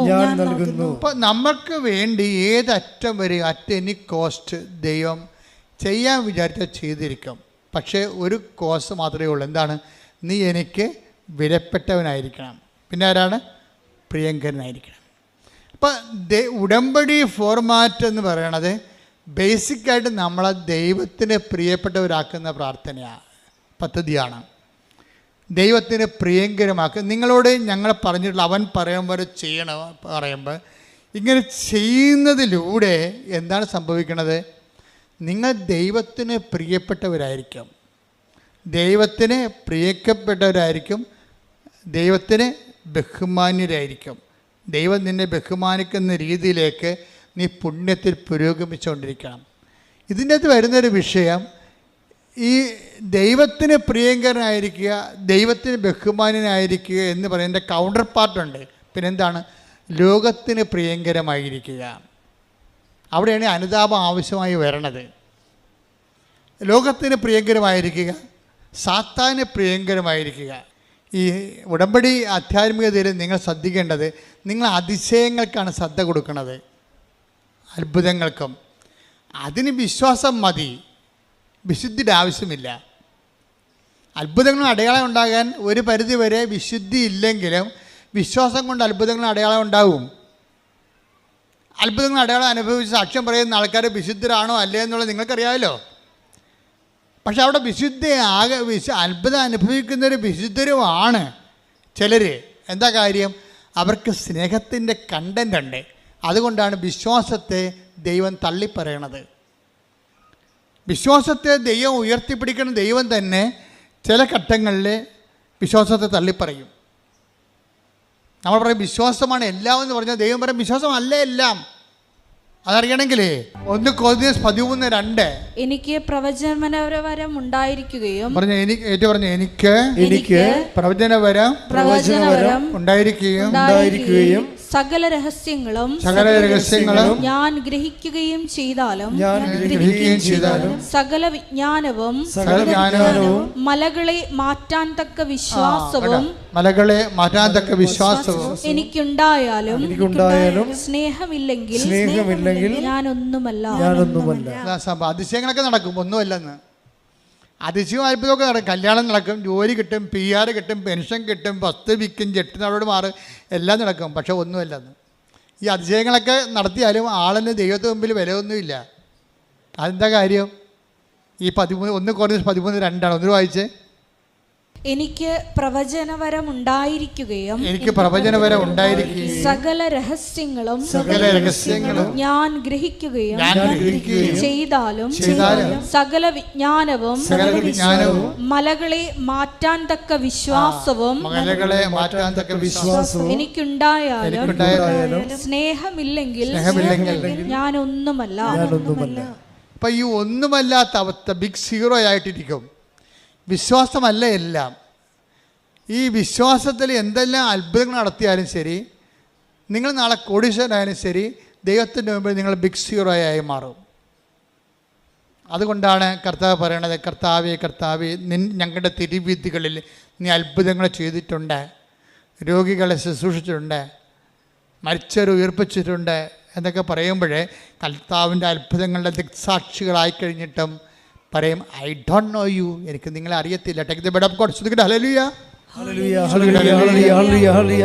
യേശുവേ നന്ദി. ഹല്ലേലൂയ ഹല്ലേലൂയ ഹല്ലേലൂയ. 21 മുതൽ 23 വരെയുള്ള തിരുവചനങ്ങൾ. 7:21. കർത്താവേ കർത്താവേ എന്ന് എന്നോട് വിളിച്ചപേക്ഷിക്കുന്നവനല്ല. പറഞ്ഞേ, കർത്താവേ കർത്താവേ കർത്താവേ കർത്താവേ എന്ന് എന്നോട് വിളിച്ചപേക്ഷിക്കുന്നതല്ല, എന്റെ സ്വർഗസ്ഥനായ പിതാവിന്റെ ഇഷ്ടം നിറവേറ്റുന്നവനാണ് സ്വർഗരാജ്യത്തിൽ പ്രവേശിക്കുക. അന്ന് പലരും എന്നോട് ചോദിക്കും, കർത്താവേ കർത്താവേ കർത്താവേ ഞങ്ങൾ നിന്റെ നാമത്തിൽ പ്രവചിക്കുകയും നിന്റെ നാമത്തിൽ പിശാചുക്കളെ പുറത്താക്കുകയും നിന്റെ നാമത്തിൽ നിരവധി അത്ഭുതങ്ങൾ പ്രവർത്തിക്കുകയും ചെയ്തില്ലേ? അപ്പോൾ ഞാൻ അവരോട് പറയും, നിങ്ങളെ ഞാൻ ഒരിക്കലും അറിഞ്ഞിട്ടില്ല. അനീതി പ്രവർത്തിക്കുന്നവരെ നിങ്ങൾ എന്നിൽ നിന്ന് അകന്നു പോകുവിൻ. ഇപ്പൊ നമുക്ക് മനസ്സിലാകുന്നൊരു സത്യം, ഈ അടയാളങ്ങൾ കണ്ടാലും സാക്ഷ്യം പ്രവർത്തിച്ചാലും സാക്ഷ്യങ്ങൾ ഉണ്ടായാലും നമ്മൾ ചില സമയത്ത് ദൈവതിരുസന്നിധിയിൽ ദൈവം അറിയാത്ത ആൾക്കാരായിട്ട് മാറും. കാര്യം അത്ഭുതങ്ങളും അടയാളങ്ങളും ആധ്യാത്മികതയുടെ ഭാഗമല്ല. ശരിക്കും ആധ്യാത്മികതയുടെ ഒരു വരാൻ പോകുന്ന ദൈവത്തിൻ്റെ സ്നേഹത്തിൻ്റെ ഒരു അടയാളമായിട്ട് വരും. ഇപ്പം coming love of God, the sign of coming love of God, നമ്മളിലേക്ക് ദൈവം വന്ന് ചേർന്ന് ജീവിക്കുന്ന ജീവിതത്തിൻ്റെ ഒരു അറിവടയാളമായിട്ടാണ് ഇത് വരുന്നത്. പക്ഷേ അതിൽ തന്നെ ദൈവമായിട്ടുള്ള ബന്ധമല്ല. ശരിക്കും ദൈവമായിട്ടുള്ള ബന്ധം വേണമെങ്കിൽ എന്ത് ചെയ്യണം? അനീതി പ്രവർത്തിക്കുന്നവരെ എന്ന് വെച്ച് കഴിഞ്ഞാൽ സ്നേഹമില്ലാതെ പ്രവർത്തിക്കുന്നവരെ. നീതിയും സ്നേഹവും തമ്മിലാണ് ബൈബിള് കണക്ട് ചെയ്യണത്. അനീതി പ്രവർത്തിക്കണമെന്ന് വെച്ച് കഴിഞ്ഞാൽ സ്നേഹമില്ലാതെ പ്രവർത്തിക്കുന്നവരെ. കുറേ കാര്യങ്ങളൊക്കെ നടക്കാം, പക്ഷെ അതേസമയം നമ്മുടെ ഉള്ളിൽ ബേസിക്കായിട്ട് സ്നേഹം ഉണ്ടാകത്തില്ല. ഇതിങ്ങനെ ദുരന്തം പിടിച്ച ക്രിസ്ത്യാനി ഇങ്ങനെ കുറേ എണ്ണം ഉണ്ട്. എന്ന് വെച്ചാൽ ഭയങ്കര ഉടമ്പടി. പല ആൾക്കാരുടെയും വിശ്വാസം പോയിരിക്കണേ എന്തുകൊണ്ടാണ്? ഇപ്പം നമ്മൾ നീലത്തിരി കത്തിക്കുമ്പോൾ തന്നെ മരുമോൾ എന്താണ്ട് അപ്പുറത്തുനിന്ന് പറയണത്, ശവം നീലത്തിരി കത്തിക്കാൻ തുടങ്ങിയിട്ടുണ്ട്. ഇവളുടെ കാര്യമൊക്കെ നടക്കാൻ വേണ്ടി ഇങ്ങനെ പറയും. ഇവളുടെ കയ്യിരിപ്പ് ദൈവത്തിന് അറിയാവാ. ഈ ജന്മത്തി അക്കറെ 1000 തിരി കത്തിച്ചാൽ ഇവർ രക്ഷപ്പെടത്തില്ല എന്നാണ് അടുക്കള എന്നുകൊണ്ട് ചിലപ്പോൾ അമ്മായിയമ്മ അല്ലെങ്കിൽ മരുമകളെ പറയണത് നിങ്ങളെക്കുറിച്ച്.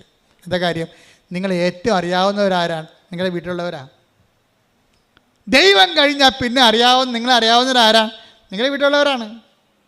അപ്പം നിങ്ങൾ ഈ ഉടമ്പടിയൊക്കെ എടുത്ത് ഇങ്ങനെയൊക്കെ ജയിക്കുമ്പോൾ മറ്റുള്ളവർക്കറിയാം എത്ര ഉടമ്പടിക്ക് പോയിട്ടും ഇത് പണ്ട് പാക്കനാർ ചുരക്കായും കൊണ്ട് കാശി പോയ പോലെ ഇരിക്കുമെന്ന്. കാശി കൊണ്ടുപോയി ഗംഗാനദിയുടെ തീരത്ത് പാക്കനാർ പോയ വഴിക്കെല്ലാം നമുക്കറിയാമല്ലോ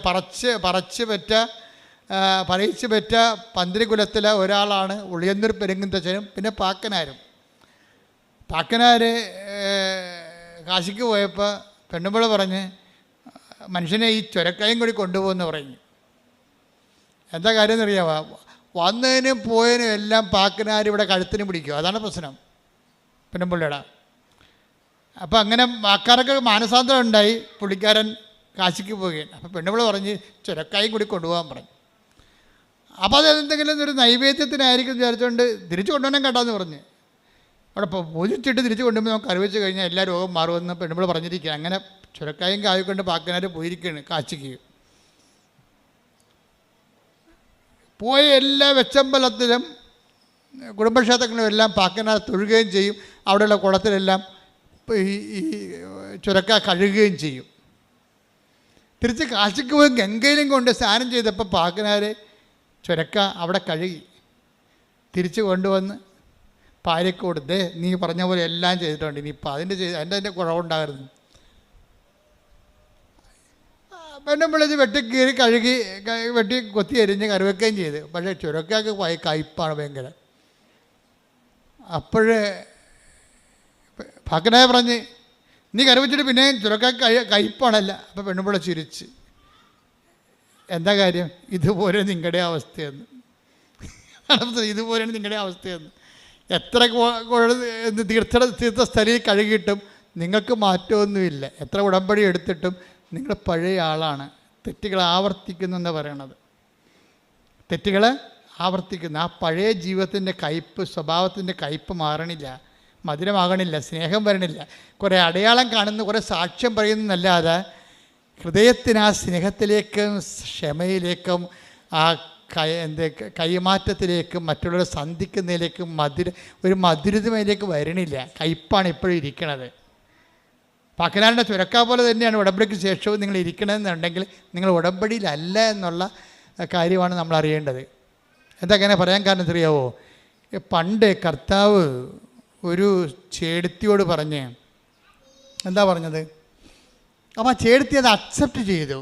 എന്താ പറഞ്ഞത്? മർക്കോസിൻ്റെ 27 അല്ലേ? കാനങ്കാരിയോട് കാനങ്കാരി പറഞ്ഞ് എൻ്റെ മകള് ഭയങ്കര അസുഖമായിട്ട് കിടക്കുകയാണെന്ന് പറഞ്ഞു. പിശാച് ബാധിച്ചിരിക്കണമെന്ന് പറഞ്ഞു. മകള് അവളുടെ തലയെ കൈവച്ച് പ്രാർത്ഥിച്ചൊരു അത്ഭുതം കാണിക്കണം, എൻ്റെ മകളെ രക്ഷപ്പെടുത്തണമെന്ന് കർത്താവിനോട് ഈ കാനങ്കാരി പറയും. അപ്പോൾ ഈശോ പറഞ്ഞൊരു വാക്കുണ്ട്. എന്താണ്? മർക്കോസ് 7:27. അവൻ പ്രതിവചിച്ചു. എന്താണ്? ആദ്യം മക്കൾ ഭക്ഷിച്ച് തൃപ്തരാകട്ടെ. മക്കളുടെ അപ്പമെടുത്ത് മക്കളുടെ അപ്പമെടുത്ത് നായ്ക്കൾക്ക് എറിഞ്ഞു കൊടുക്കുന്നത് നന്നല്ല. അതാണ് ആദ്യം മക്കൾ ഭക്ഷിച്ച് തൃപ്തരാകട്ടെ. പൊതുവെ ഈ കമൻട്രി പുസ്തകങ്ങളിലൊക്കെ കിടക്കണത് എന്താണെന്നറിയോ? മക്കളെന്ന് പറഞ്ഞാൽ ഇസ്രായേൽക്കാരും പുറത്തുള്ള വിജാതീയരായിട്ടുള്ള ഇസ്രായേൽക്കാരല്ലാത്ത ആൾക്കാരാണ് നായ്ക്കളെന്ന്. ശരിക്കും പറഞ്ഞാൽ അതാണോ? മക്കളെന്ന് പറയുന്നത് നിത്യജീവന് വേണ്ടി വിളിക്കപ്പെട്ട ആൾക്കാരുമുണ്ട്, ലോകജീവിതത്തിന് വേണ്ടി വിളിക്കപ്പെട്ട ആൾക്കാരുമുണ്ട്. ബൈബിളല്ലേ നമ്മൾ വ്യാഖ്യാനിക്കണത്, അല്ലാതെ അവിടുത്തെ ജിയോഗ്രാഫിക്കൽ സിറ്റുവേഷൻ സമുദായ സമവാക്യങ്ങളാണ് വ്യാഖ്യാനിക്കണത്. അല്ല, ബൈബിൾ എന്താ പറയണത്? ആരാണ് നായെന്ന് ബൈബിൾ പറയുന്നുണ്ട്. ബൈബിൾ പറയണത് ആരാണ്? മക്കളുടെ അപ്പം എടുത്ത് നായ്ക്കൾക്ക് കൊടുക്കുക വിഹിതമല്ല. ആരാണ് നായ? സുഭാഷിതം വായിച്ചേ. സുഭാഷിതം ഒരു 26:11 വായിച്ചേ. ആരാണ് നായ എന്ന് പറയുന്നുണ്ട് അവിടെ? സുഭാഷിതങ്ങൾ 26:11. ഭോഷത്വം ആവർത്തിക്കുന്നവൻ, തെറ്റുകൾ ആവർത്തിക്കുന്നവൻ. പറഞ്ഞേ, തെറ്റുകൾ ആവർത്തിക്കുന്നവൻ ഛർദിച്ചത് ഭക്ഷിക്കുന്ന നായയെ പോലെയാണ്. അതാണ് പ്രശ്നം. തെറ്റുകൾ ആവർത്തിക്കുന്നവനെയാണ് ബൈബിൾ നായ എന്ന് വിളിക്കുന്നത്. മനസ്സിലായില്ലേ? ഇത് അച്ഛൻ്റെ വ്യാഖ്യാനമല്ല, ഞാൻ ആ വ്യാഖ്യാനം എടുത്തത് പത്രോസിൽ നിന്നാണ് എടുത്തത്. 2 പത്രോസ് 2:20. 2 പത്രോസ് 2:20. നമ്മുടെ കർത്താവും പറഞ്ഞേ, നമ്മുടെ കർത്താവും രക്ഷകനുമായ യേശുക്രിസ്തുവിനെ കുറിച്ചുള്ള അറിവ് മൂലം അവർ ലോകത്തിന്റെ മാലിന്യങ്ങളിൽ നിന്ന് ലോകത്തിന്റെ മാലിന്യങ്ങളിൽ നിന്ന് രക്ഷ പ്രാപിച്ചതിന് ശേഷം വീണ്ടും അവയിൽ കുരുങ്ങുകയും അവയാൽ തോൽപ്പിക്കപ്പെടുകയും ചെയ്യുന്നെങ്കിൽ അവരുടെ അന്ത്യസ്ഥിതി ആദ്യത്തേതിനേക്കാൾ മോശമായിരിക്കും. കാരണം തങ്ങൾക്ക് ലഭിച്ച വിശുദ്ധ കൽപ്പനയെ കുറിച്ച് അറിഞ്ഞിട്ട് അതിൽ നിന്ന് പിന്മാറുന്നതിനേക്കാൾ അവർക്ക് നല്ലത് നീതിയുടെ വഴിയെക്കുറിച്ച് അറിയാതിരിക്കുകയായിരുന്നു. നായ് ഛർദിച്ചത് തന്നെ വീണ്ടും ഭക്ഷിക്കുന്നു. കുളിച്ച പന്നി ചെളിക്കുണ്ടിൽ വീണ്ടും ഉരുളുന്നു. അതാണ് സംഭവം. അതായത് നായ ഛർദിച്ചത് തന്നെ, ഇതേതാണ് നായ എന്ന് പറയണത്? ഈ ഛർദിച്ചത് തന്നെ പിന്നെ തിന്നുന്ന ഒരു സ്വഭാവമാണ് നായ്ക്കുള്ളത്. ഇത് തന്നെ തെറ്റുകളെ വീണ്ടും വീണ്ടും ആവർത്തിക്കുന്ന ആളിനെയാണ് ബൈബിൾ നായ എന്ന് വിളിക്കുന്നത്. മനസ്സിലായില്ലേ? ഒരിക്കൽ കർത്താവിൻ്റെ ഉടമ്പടിയിലൂടെ നീ വന്നു, സാക്ഷ്യങ്ങൾ പറഞ്ഞു, വിശുദ്ധ ജീവിതം നയിച്ചതിന് ശേഷം വീണ്ടും അവയാൽ കുരുങ്ങുകയും അവയാൽ തോൽപ്പിക്കപ്പെടുകയും ചെയ്ത് നീ വീണ് പോയാൽ ആരാണ് നീ നായയാണ്. എന്താണ്? തെറ്റുകൾ ആവർത്തിക്കുന്നു. സുഭാഷിതം എന്താ പറയണത്? 26:11 ഫോഷൻ, തെറ്റുകൾ ആവർത്തിക്കുന്നു, അവൻ ഛർദ്ദിച്ച് തിന്നുന്ന നായയെപ്പോലെയാണെന്ന്. അപ്പം നിങ്ങൾ വിട്ടുപേക്ഷിച്ച തെറ്റുകളെ, തിന്മകളെ ഉടമ്പടി കാലത്തിന് ശേഷം വീണ്ടും നിങ്ങൾ ആവർത്തിച്ചാൽ ദൈവതിരുസന്നിധിയിൽ ഛർദ്ദിച്ച് തിന്നുന്ന നായയെപ്പോലെയാണ്. ഛർദ്ദിച്ച് തിന്നുന്ന നായക്കുള്ള കുഴപ്പം എന്താണ്? മക്കളുടെ അപ്പം കിട്ടത്തില്ല. മക്കളുടെ അപ്പം എന്ന് പറഞ്ഞാൽ എന്താ? നിത്യജീവനാസാനം. മക്കളുടെ അപ്പത്തെക്കുറിച്ച് മാത്രം നമ്മൾ ബൈബിളിനോട് ഫോളോ ചെയ്ത് പോയി കഴിഞ്ഞാൽ നമുക്ക് മനസ്സിലാകും, ഈ അപ്പം ഭക്ഷിക്കുന്നവൻ നിത്യം ജീവിക്കും. ഞാൻ നൽകുന്ന അപ്പം ഭക്ഷിക്കുന്നവന് അവൻ മരിക്കുകയില്ല. അതാ സംഭവം. മക്കളുടെ അപ്പം എന്ന് പറയുന്നത് എന്താണ്? നിത്യജീവനാണ്. ദൈവത്തിൻ്റെ ഇഷ്ടമനുസരിച്ച് ജീവിച്ചുകൊണ്ട് ദൈവത്തിൻ്റെ ഇഷ്ടത്തിന് ഉടമ്പടിയുടെ ഒരു അത്ഭുതകാലം കഴിയുമ്പോൾ ആ വ്യക്തി ഉടമ്പടി വയറ്റിലേക്ക്, ഉടമ്പടി സിൽവർ ഗ്രേഡിലേക്ക് വരുമ്പോൾ ദൈവത്തിൻ്റെ ഇഷ്ടം, ദൈവത്തിനോടുള്ള മനുഷ്യനുള്ള സ്നേഹത്താൽ സ്വീകരിച്ചുകൊണ്ട് അത്ഭുതങ്ങളും അടയാളം കാണാത്ത ദൈവത്തിന്റെ തിരുമനസ് നിങ്ങളറിയാം. യോഹന്നാൻ 4:32 അവൻ പറഞ്ഞു നിങ്ങൾ അറിയാത്ത ഭക്ഷണം എനിക്കുണ്ട്. അതായത് ഇന്ന് സിറ്റുവേഷൻ എന്ന് വെച്ച് കഴിഞ്ഞാൽ സമയക്കാര്യമായിട്ടുള്ള യേശുവിൻ്റെ അതായത് ഡിസ്കോഴ്സാണത്, സമരിയൻ ഡിസ്കോഴ്സ്. അവിടെ എന്താ പ്രശ്നം വെച്ച് കഴിഞ്ഞാൽ 12 പേരെയും. അപ്പോൾ ഇന്നലെ എൻ്റെ കപ്പേരസ് എന്നോട് പറയണേ, എൻ്റെ അച്ഛ ഈശോയുടെ കാര്യം ഓർത്തിട്ട് ഞാൻ വെളുപ്പിലിരുന്ന് കരഞ്ഞു പോയെന്ന്. ഞാൻ വിളിച്ചു, എന്നാ പരിപാടി? അതല്ല അച്ഛാ, ആ സമരക്കാരിയെ വിശ്വാസത്തേക്ക് വിളിക്കാൻ വേണ്ടി ഈശോ 12 പേരെയും പറഞ്ഞു വിട്ടില്ലേ? ഒരാൾക്ക് എന്തിനാ ഭക്ഷണം മേടിക്കാൻ 12 പേരെയും പറഞ്ഞു വിട്ടത്? ഞാൻ തന്നെ വിളിച്ചു പോയി. കർത്താവിൻ്റെ അൾത്താരയിൽ നിന്ന് ശുശ്രൂഷ ചെയ്യുന്നവൻ വെളുപ്പാൻ കാലത്ത് എഴുന്നേറ്റ് നിന്നിട്ട് കണ്ണീര് ചൊരിയുന്നു. ആരെക്കുറിച്ച് ഓർത്തിട്ടാ? മക്കളെക്കുറിച്ച് ഓർത്തിട്ടല്ല, ഭാര്യയെക്കുറിച്ച് ഓർത്തില്ല, കുടുംബത്തെക്കുറിച്ച് ഓർത്തില്ല, കർത്താവിനെക്കുറിച്ച് ഓർത്തിട്ട്. ഒരു വിശുദ്ധിയിലേക്കൊരു വ്യക്തിയെ വിളിക്കാൻ വേണ്ടി ആ മനുഷ്യൻ ചിന്തിച്ചപ്പോൾ പറയുന്നത്, അയാളോട് ഈശോ പറഞ്ഞത് ഞാൻ 12 പേരെയും പറഞ്ഞു വിട്ടായിരുന്നെന്ന്. എന്തിനാണ്? ഇവൾക്ക് 5 ഭർത്താക്കന്മാരുണ്ടായിരുന്നു. അത് നാട്ടുകാരെ കേൾപ്പിച്ച് പറയേണ്ട കാര്യമില്ലല്ലോ, അവരോട് പറയേണ്ടതല്ലേ. അതിൽ നിന്ന് അവളെ പിന്തിരിപ്പിക്കാൻ വേണ്ടി, മറ്റുള്ള കേൾക്കാതിരിക്കാൻ വേണ്ടി രഹസ്യമായിട്ട് ഞാൻ അവളോട് പറഞ്ഞതാണ്. നീ പറഞ്ഞതൊക്കെ ശരിയാണ് മകളെ, നിനക്ക് 5 ഭർത്താക്കന്മാരുണ്ടായിരുന്നു. ഭർത്താവ് ഇല്ലെന്ന് പറഞ്ഞാൽ ശരിയാണ്, 5 ഭർത്താക്കന്മാരുണ്ടായിരുന്നു. ഇപ്പോഴുള്ള ആൾ നിൻ്റെ ഭർത്താവല്ല. അപ്പോൾ അവളെ ഒരു കൗൺസിലിംഗ് കർത്താവ് കൊടുക്കുകയാണ് ശരിക്കും പറഞ്ഞാൽ. അപ്പോൾ അത് കൊടുത്തു കഴിഞ്ഞപ്പോൾ അവൾക്ക് മനസ്സിലായി താൻ ചെയ്ത കാര്യങ്ങൾ തന്നോട് പറയാൻ വേണ്ടി മാത്രം ദൈവം തന്നെ ശ്രദ്ധിക്കുന്നുണ്ടെന്ന് മനസ്സിലായി. എല്ലാവരുടെയും പ്രശ്നം അതാണ്. എന്താണ്? ദൈവം എന്നെ ശ്രദ്ധിക്കുന്നില്ലെന്നല്ലേ. ദൈവത്തെ സ്നേഹിക്കുന്നവർക്ക് മാത്രമേ ദൈവം എന്നെ ശ്രദ്ധിക്കുന്നുണ്ടെന്ന് പറയാൻ പറ്റത്തുള്ളൂ. അതൊരു അനുഭവമാണ് ശരിക്കും. അപ്പോൾ അവർക്ക് മനസ്സിലായി ദൈവം എന്നെ ശ്രദ്ധിക്കുന്നുണ്ട്. ഈ ലോകത്ത് 600 കോടി മനുഷ്യരുണ്ടെങ്കിലും ഞാൻ മാത്രമേ ഉള്ളെങ്കിലും എന്നെ ദൈവം ശ്രദ്ധിക്കുന്നുണ്ട്. എൻ്റെ നന്മ ദൈവം ആഗ്രഹിക്കുന്നുണ്ട്. എന്നെ അനുഗ്രഹിക്കാൻ ദൈവം ആഗ്രഹിക്കുന്നുണ്ട്. എൻ്റെ ദൈവം എത്രയോ വലിയവനാണ്. ആ ദൈവത്തെക്കുറിച്ച് സ്നേഹത്തെ ഓർക്കുമ്പോഴാണ് ശരിക്കും അനുതാപം ആരംഭിക്കുന്നത്. അനുതാപം ആരംഭിക്കുന്നത് ദൈവസ്നേഹമാണ്. അതുകൊണ്ടാണ് ഉടമ്പടിയിൽ ഒരിക്കലും ഞങ്ങൾ പാപത്തെക്കുറിച്ച് ഇങ്ങനെ 1 2 3 4 എന്ന് പറയത്തില്ല. എന്താ പറയണം? ഞങ്ങൾ അനുതാപത്തെക്കുറിച്ച് പറയും. അനുതാപത്തെക്കുറിച്ച് എന്താ പറയണത്? അനുതാപം ഒരു പ്രോഡക്റ്റാണ്. എന്തിൻ്റെയാണ്? ദൈവസ്നേഹത്തിൻ്റെ പ്രോഡക്റ്റാണ്. നിങ്ങൾ പത്രം കൊടുക്കുമ്പോഴും കർത്താവേ എനിക്ക് കൊടുക്കാനേ പറയും.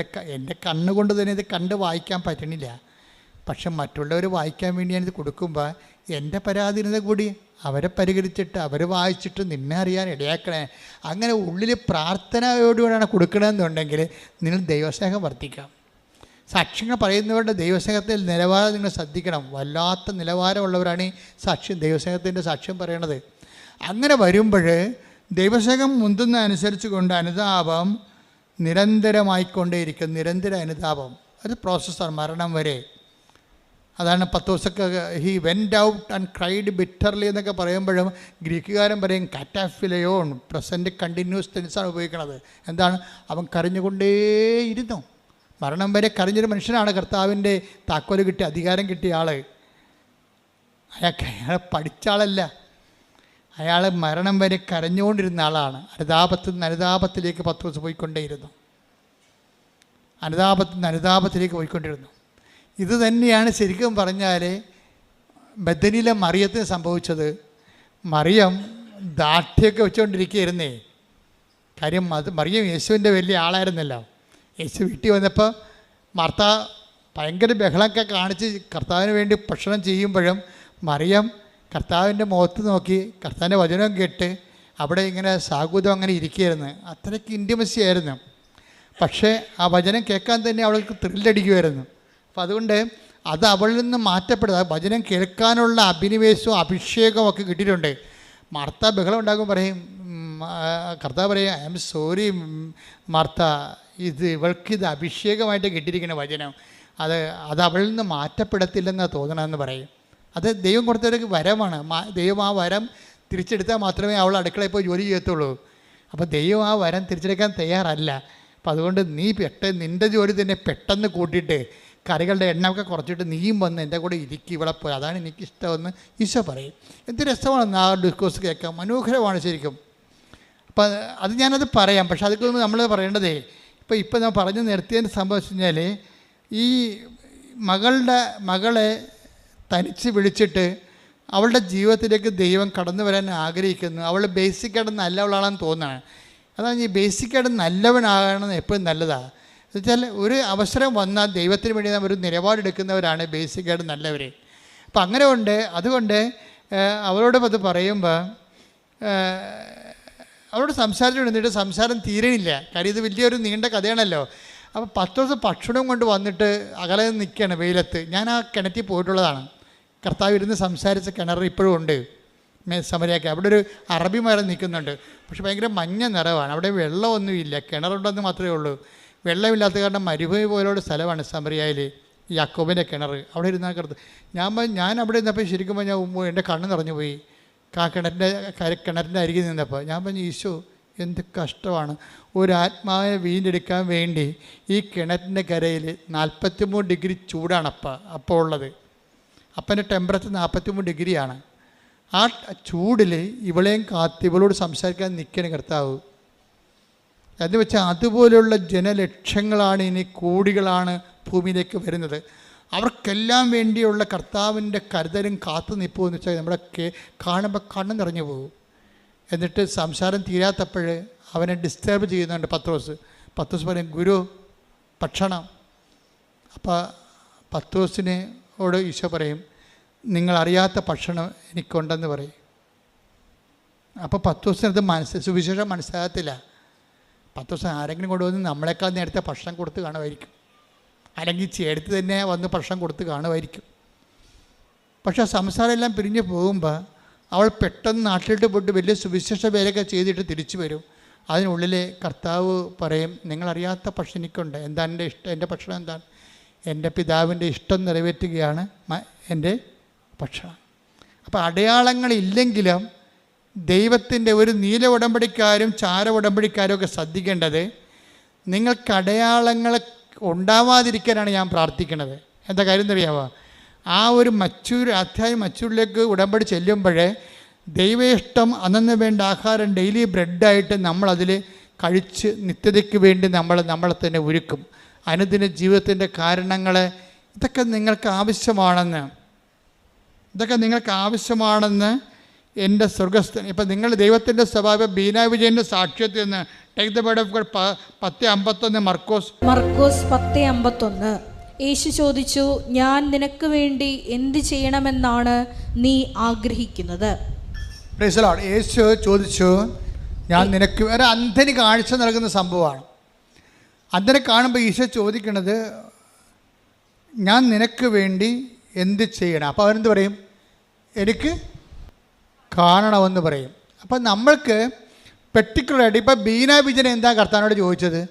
എനിക്ക് ജോലി വേണം, പക്ഷെ ഞാൻ ടീച്ചറാണ്, എനിക്ക് രാവിലെ പോകണം, എൻ്റെ 2 കുഞ്ഞുങ്ങളുണ്ട്, വൈകുന്നേരം വരണം.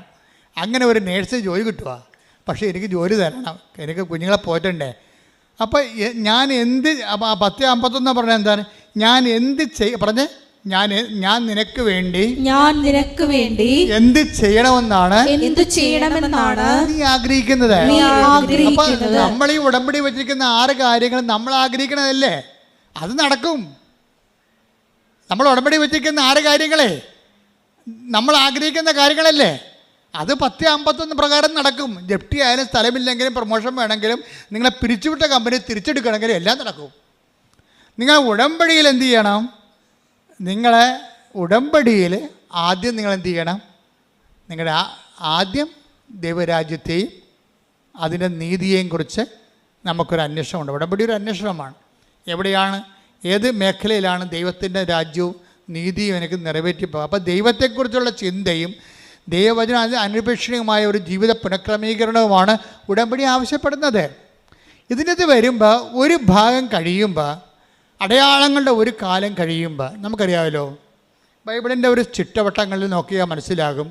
ബൈബിള് ഒരു 15-ാം അധ്യായം പറയും. മർക്കോസിൻ്റെ സുവിശേഷം എടുക്കാം.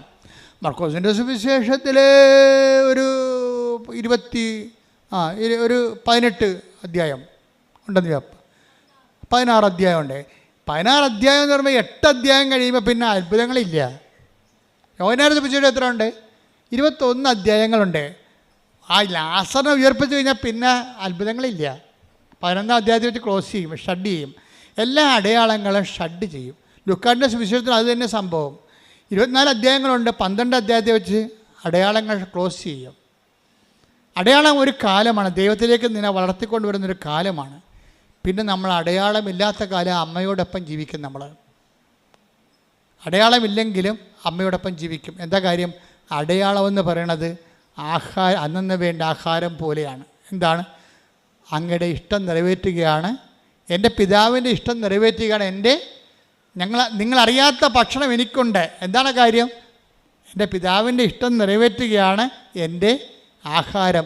ചില കാര്യങ്ങൾക്ക് അടയാളങ്ങൾ കിട്ടിയില്ല എന്നുണ്ടെങ്കിൽ അപ്പോൾ അടയാളം കിട്ടുന്ന വെള്ളിയാണെങ്കിൽ അടയാളം കിട്ടാതെ തന്നെ നിലനിൽക്കുകയും അതേസമയം നീ അത് അക്സെപ്റ്റ് ചെയ്യുകയും ചെയ്യുമ്പോൾ അത് ദൈവഹിതമാകുകയും സ്വർണ്ണമാകുകയും ചെയ്യും. അതെന്താ അർത്ഥമെന്ന് ഞാൻ പറഞ്ഞാൽ, ഇപ്പം നിങ്ങൾക്ക് ഇന്നലെ ഒരു സാക്ഷ്യം, മെനയെന്നൊരു സാക്ഷ്യം. അവർക്ക് കുറേ 8 കൊല്ലമായിട്ട് മക്കളില്ല. മെനയെന്നത്തെ സാക്ഷ്യമാണ്. 8 കൊല്ലമായിട്ട് അവർക്ക് മക്കളില്ല. അപ്പോൾ പല തരത്തിലുള്ള സംഭവങ്ങളൊക്കെ ചെയ്തിട്ടും ഈ ശാസ്ത്രീയമായ മേഖല നോക്കിയിട്ട് അവർക്ക് മക്കളില്ല. പക്ഷെ ഉടമ്പടി എടുത്തപ്പോൾ അന്ന് തന്നെ അവർ ആ ആഴ്ചത്തെ അവർ പ്രഗ്നൻ്റ് ആകും. പക്ഷെ എത്രയാണ്? ആ 8 കൊല്ലത്തെ കുടിശ്ശിക അരിയറം തീർത്തുകൊണ്ടാണ്. ഇപ്പോൾ ഒരു കൊല്ലം ഒരു കൊച്ചിനെ പ്രസവിക്കണമെങ്കിൽ അതിനെ വളർത്തി പാല് കൂടി മാറണമെങ്കിൽ എന്നെ 2.5 കൊല്ലം വേണമല്ലോ അല്ലേ? അപ്പോൾ 3 പിള്ളേർക്ക് എത്ര കൊല്ലം വേണം? 2.5 വെച്ച് കണക്കാക്കി കഴിഞ്ഞാൽ 8 കൊല്ലം വേണം. അപ്പോൾ 8 കൊല്ലം പിള്ളേരില്ലായിരുന്നിട്ട് 8ാമത്തെ കൊല്ലം ഉടമ്പടി എടുത്തപ്പോൾ 3 പിള്ളേർ ഒരുമിച്ച് കൊടുക്കുക. അതിൻ്റെ അർത്ഥം അതാണ്. അപ്പോൾ ഒറ്റ ആശുപത്രി കിടപ്പേ ഉള്ളതിൻ്റെ അത്. അല്ലെങ്കിൽ നമ്മൾ ഓരോ കൊച്ചിനും പോയി ആശുപത്രി കിടക്കണ്ടേ? 1 ലക്ഷമോ 1.5 ലക്ഷമോ നിങ്ങളുടെ സാമ്പത്തിക നിലവാരം പോലെ അപ്പോഴപ്പം മുടക്കണം. ഇത് ഒറ്റ ആശുപത്രി കിടപ്പം 3 പിള്ളേർ 8 കൊല്ലം ഒന്നിച്ചു തരാൻ ദൈവത്തിന് കഴിയും. ഞാൻ ആ സാക്ഷ്യം കേട്ടപ്പോൾ ഞാൻ ഞെട്ടിപ്പോയി. കാര്യം ഈ സാക്ഷ്യം ആവർത്തിക്കുന്നുണ്ട്. എപ്പോഴും ഇങ്ങനെ എല്ലാ കൊല്ലവും ഇങ്ങനെ 3 കുഞ്ഞുങ്ങൾ 12 കൊല്ലം മക്കളില്ല, 12ാമത്തെ കൊല്ലം 4 കുഞ്ഞുങ്ങൾ ഒരുമിച്ച് പ്രസവിക്കും. ആ പഴയ സാക്ഷ്യങ്ങൾ നോക്കിയാൽ മതി. എത്ര ഇത്രയും നാളിലെ കുരിശുകയും അരിയറും ചേർത്ത് ഒരുമിച്ച് തരാൻ ദൈവത്തിന് കഴിയും. 4 ആശുപത്രി കിടപ്പും 4 പ്രസവ ലീവിന് പകരം ഒറ്റ പ്രസവ ലീവും ഒറ്റ ആശുപത്രി കിടപ്പും ഒറ്റ തവണ തീർപ്പാക്കും. കണ്ട് ഇത് ദൈവത്തിന് കഴിയണതാണ്. അതാണ് നിങ്ങൾ എന്താണ് ആഗ്രഹിക്കുന്നത് അതുപോലെ ചെയ്യും. പക്ഷേ ഇതൊക്കെ ദൈവം ചെയ്യണത് കാര്യങ്ങളാണ്. ഉടമ്പടി എന്ന് പറയുമ്പോൾ ഇതിൻ്റെ ഒരു വലിയ ഒരു സംഭവമാണ്. അതായത് ദൈവം ഒറ്റത്തവണ തീർപ്പാക്കിയിട്ട് ഇത്രയും നാളിൽ നിൻ്റെ കണ്ണീരിനെല്ലാം ഒറ്റ ഉത്തരം തരും. പക്ഷേ എന്താ പ്രശ്നം വെച്ച് കഴിഞ്ഞാൽ, പ്രശ്നം എന്ന് പറഞ്ഞാൽ ഞാൻ ഭയങ്കര സീരിയസ് ആണ് ഈ വിഷയത്തിൽ. ദൈവം ഇത്രയും നല്ലവനായിട്ടും ദൈവം ഇത്രയും കൃത്യമായിട്ടും ദൈവം അരിയർ ചേർത്ത് കുടിശ്ശിക സഹിതം കൊടുക്കുമ്പോഴും ആ വ്യക്തിക്ക് ദൈവത്തിനേക്ക് നിനക്ക് 4 കുഞ്ഞുങ്ങളെ കിട്ടി. ഈ 4 കുഞ്ഞുങ്ങളും നീ വളർത്തി വഴിപിഴച്ചവളാക്കുകയാണെങ്കിൽ ഉള്ള അവസ്ഥ എന്താണ്? 4 ആത്മാക്കൾ ജന്മങ്ങൾ നിൻ്റെ കൈ കിട്ടി പാഴാകത്തില്ലേ? അതാണ് പ്രശ്നം. അത് പ്രശ്നമാണ്. മക്കളില്ലെന്നല്ല നീ പറയേണ്ടത് ദൈവത്തോട്. ഒരു കുഞ്ഞിനെ തന്നാൽ ഞാൻ ദൈവത്തിൻ്റെ മകനെ എൻ്റെ രക്തസാക്ഷിയായി നിന്നാലും ശരി, ഞാൻ എൻ്റെ ദൈവത്തിൻ്റെ കുഞ്ഞിനെപ്പോലെ വളർത്തുമെന്ന് നീ പറയണം. അത് പറയാൻ നീ തയ്യാറാണെങ്കിൽ നീ ഇങ്ങനെ മിഷ്യം പോലെ പ്രസവിക്കും. എന്താ കാര്യം എന്നറിയാമോ? ദൈവത്തിനെ എനിക്കറിയാം. നമ്മൾ ദൈവത്തിൻ്റെ കാര്യങ്ങളെ കണ്ടാണ് ഇവിടം വരെ എത്തിയത്. അത് ദൈവത്തിന് ഒന്നും പഞ്ഞമില്ല. അമർത്തി കുലുക്കി നിറച്ചളന്ന് അവൻ നിൻ്റെ മടിയിലോട്ട് 6:36 ലൂക്കാൻ്റെ സുവിശേഷം. ദൈവത്തിൻ്റെ സ്വഭാവം അതാണ്. പക്ഷെ നമ്മുടെ സ്വഭാവത്താണ് ഇപ്പോൾ പ്രശ്നം വന്നിരിക്കുന്നത്. കാര്യം എന്താണ്? ദൈവത്തിൻ്റെ സ്വഭാവം കാണിക്കുമ്പോൾ നമ്മുടെ സ്വഭാവം ദൈവസ്വഭാവത്തിലേക്ക് കൺവേർഷൻ സംഭവിക്കണം. ഇതിനാണ് നിരന്തര അനുതാപം എന്ന് പറയണത്. നിരന്തര അനുതാപം എന്ന് പറയുമ്പോൾ അമളി പറ്റിക്കഴിഞ്ഞാൽ സമ്മതിക്കാൻ അനുതാപം തുടങ്ങണത് സമ്മതിക്കാൻ തയ്യാറ്. ഇപ്പോൾ ഞാൻ കാനംകാരിയോട് കർത്താവ് പറഞ്ഞു, മക്കളുടെ അപ്പം എടുത്ത് നായ്ക്കൾക്ക് കൊടുക്കുക വിഹിതമല്ല. അപ്പോൾ അവളെന്താ പറഞ്ഞത്? That is my right my Lord, I am a dog. നീ പറഞ്ഞത് ശരിയാണ്. ഞാൻ തന്നെ വീണ്ടും അനുതാപമില്ലാതെ വീണ്ടും ഞാൻ നായി ഛർദ്ദിച്ചത് തന്നെ പിന്നെയും എന്ന് പറഞ്ഞാൽ ചെയ്ത് തെറ്റ് തന്നെ പിന്നെയും ചെയ്യണ ആളാണ് ഞാനൊരു നായയാണ്. അതാണ് സംഭവം. അതായത് കർത്താവ് അത് വെളിപ്പെടുത്തി കൊടുക്കുമ്പോൾ നായ ഛർദ്ദിച്ചത് തന്നെ, അത് മക്കളുടെ അപ്പം എടുത്ത് നായ്ക്കൾക്ക് കൊടുക്കുക വിഹിതമല്ല. നായ്ക്കളെന്ന് പറഞ്ഞാൽ എന്താണ്? ചെയ്ത് തെറ്റ് തന്നെ തെറ്റാണെന്ന് തന്നിട്ട് പിന്നെയും ചെയ്തുകൊണ്ടിരിക്കണത്. എല്ലാവരും, അച്ഛനായാലും കപ്പലായാലും കർത്തനായാലും ആരായാലും, ഇനി കത്തോലിക്കനായാലും ക്രിസ്ത്യാനി ആയാലും എല്ലാവരും നായ തന്നെയാണ്. തെറ്റുകൾ ആവർത്തിക്കണമെങ്കിൽ അവൻ ഒരു നായയാണ്. അതൊക്കെ നായ ഛർദ്ദിച്ചത് തന്നെ. പിന്നെ ഇപ്പം അനുതാപം എന്ന് പറയുന്നത് തെറ്റുകൾ ആവർത്തിക്കാത്ത അവസ്ഥ കൂടിയാണ്. അനുതാപത്തിൻ്റെ ആരംഭം എവിടുന്നാണ് തുടങ്ങണത്? ആദ്യമേ തന്നെ അതിൻ്റെ ABCD എന്ന് പറയുന്നത് തെറ്റുകൾ ആവർത്തിക്കാത്ത അവസ്ഥ. കൃപാസനത്തിൽ പരിശുദ്ധ കുർബാന കൈമാറ്റം ചെയ്യുമ്പോൾ അതിക്ക് മുമ്പ് മനസ്താപനം ചെലുത്തിരിക്കും. എന്താ കാര്യം? മേലിൽ പാപം ചെയ്യില്ലെന്നും എന്നാ പറയണേ. അതിനകത്ത് ഏറ്റവും വലിയ സംഭവം എന്താണ്? നമുക്കറിയാമല്ലോ, നല്ല കുമ്പസാരത്തിനുള്ള കാര്യങ്ങൾ ഒന്നെന്താണ്? മേലിൽ പാപം ചെയ്യാതിരിക്കുന്നതാണ്. അത് അക്രൈസ്തവനായാലും ക്രൈസ്തവനായാലും പഴയ തെറ്റുകൾ ആവർത്തിക്കത്തില്ലെന്ന് കർത്താവിനോട് പറഞ്ഞാൽ അന്ന് മുതൽ ഉടമ്പടി ഫയറാകാൻ തുടങ്ങും. പ്രാർത്ഥിക്കുക, കർത്താവായ ദൈവമേ, ഞാൻ ഉടമ്പടിയിലേക്ക് കടന്നു വന്നാൽ പണ്ട് ചെയ്തു വന്നിരുന്ന പാപങ്ങളെ ആവർത്തിക്കാതിരിക്കാൻ എന്നെ സഹായിക്കണമേ. അപ്പം അവൾ പറഞ്ഞ ഇതാണ്, കർത്താവേ ഇനി ഞാൻ ആവർത്തിക്കത്തില്ല. ഞാനൊരു നായയാണ്, എനിക്കിന്ന് അവകാശമില്ല. ഞാൻ തെറ്റുകൾ തന്നെ വീണ്ടും ചെയ്ത തെറ്റുകൾ തന്നെ പിന്നെ ചെയ്യണതാണ്. പക്ഷേ ഇനി ഞാൻ ഞങ്ങൾക്ക് ഒരു അവകാശമുണ്ടല്ലോ നിൻ്റെ മുമ്പിൽ. അപ്പോൾ എല്ലാം സമ്മതിക്കും, തൻ്റെ അവസ്ഥകളെ സമ്മതിക്കും, അത് തിരിച്ചറിയും. ഇവിടുത്തെ പ്രോബ്ലം എന്താണ്? നമ്മൾ നല്ലതാണെന്ന് വിചാരിക്കണമല്ല പ്രശ്നം. നമ്മൾക്ക് എനിക്കൊരു കുഴപ്പമില്ല, ഞാൻ ഓക്കെ ആണെന്നല്ലേ എല്ലാവരും പറയണത്. അതാണ് കുഴപ്പം മുഴുവനും. ഉടമ്പടിയുടെ കുഴപ്പമെന്ന് പറയുന്ന ബോധ്യം. 4-ാമത്തെ ബോധ്യം എന്താണ്? ഞാൻ ഓക്കെയാണ്. എന്നെക്കാൾ വിശുദ്ധനോ എന്നെക്കാൾ നല്ല മനുഷ്യനോ ലോകത്തില്ല. അപ്പം നമ്മളുടെ വശം നീതീകരിച്ചു കൊണ്ട് അവസാനം വരെ നമ്മൾ നിൽക്കും. എല്ലാവരുടെ സംസാരം, ഇൻക്ലൂഡിങ് മൈസെൽഫ്, എല്ലാവരുടെ സംസാരത്തിലും സ്വയം നീതീകരണം എന്ന് പറയണത് ശരിക്കും പറഞ്ഞാൽ അനുതാപമില്ലാത്ത അവസ്ഥ തന്നെയാണ്. സ്വയം നീതീകരിക്കണം. പക്ഷേ നമ്മൾ ഓക്കെയാണ്, അവരാണ് കുഴപ്പക്കാരെന്നാണ്. നമ്മൾ ഓക്കെയാണ്, അവരാണ് കുഴപ്പക്കാർ. പക്ഷേ കാര്യം എന്താ പറയണത്? ഞാൻ ഓക്കെ അല്ല കർത്താവേ, അത് ശരിയാണ്, അങ്ങ് പറഞ്ഞ ശരിയാണ്. മറിയവും ഈ അനുതാപത്തിലേക്ക് ആ കാനംകാരി കടന്നു വന്നപ്പോഴാണ് മക്കളുടെ അപ്പം എടുത്ത് അവൾക്ക് കൊടുത്തത്. നിത്യജീവൻ ഉൾപ്പെടെയുള്ള ദൈവാനുഗ്രഹങ്ങളിലേക്ക് അവളെ കർത്താവ് തിരിച്ചു കൊണ്ടുവരികയാണ്. ദൈവത്തിലേക്ക് വരിക എന്ന് വെച്ച് കഴിഞ്ഞാൽ ഒരു അടയാളം. ഇപ്പോൾ എന്തുമാത്രം നോൺ ക്രിസ്ത്യൻസാണോ ഉടമ്പടി എടുക്കണത്? നിങ്ങൾക്ക് തോന്നുന്നുണ്ടോ നിങ്ങളുടെ മകളെ കെട്ടിക്കാനാണ് യേശുക്രിസ്തു ക്രൂശിക്കപ്പെട്ടതെന്ന്? നിങ്ങൾക്ക് തോന്നുന്നു നിങ്ങൾ സ്ഥലം വിൽക്കാനാണ് കർത്താവ് ഉയർപ്പിക്കപ്പെട്ടതെന്ന്? നിങ്ങൾ കർത്താവിൻ്റെ ഉയർപ്പിൻ്റെ ഉത്ഥാനത്തിനും പങ്കാളികളായിട്ട് ഉടമ്പടിയിൽ നിന്ന് പങ്കുപറ്റുന്നുണ്ടെങ്കിൽ ദൈവിക ലക്ഷ്യമെന്ന് തിരിച്ചറിയണം. എന്താണ് കാര്യം? നിത്യതയാണ് എൻ്റെ ലക്ഷ്യം. നിങ്ങൾ പ്രാർത്ഥിക്കേണ്ടത് എന്താണ്?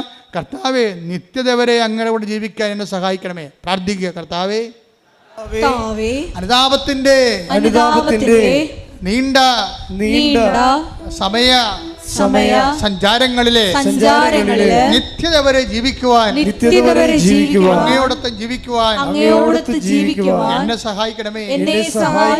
ശ്രദ്ധിക്കട്ടെ.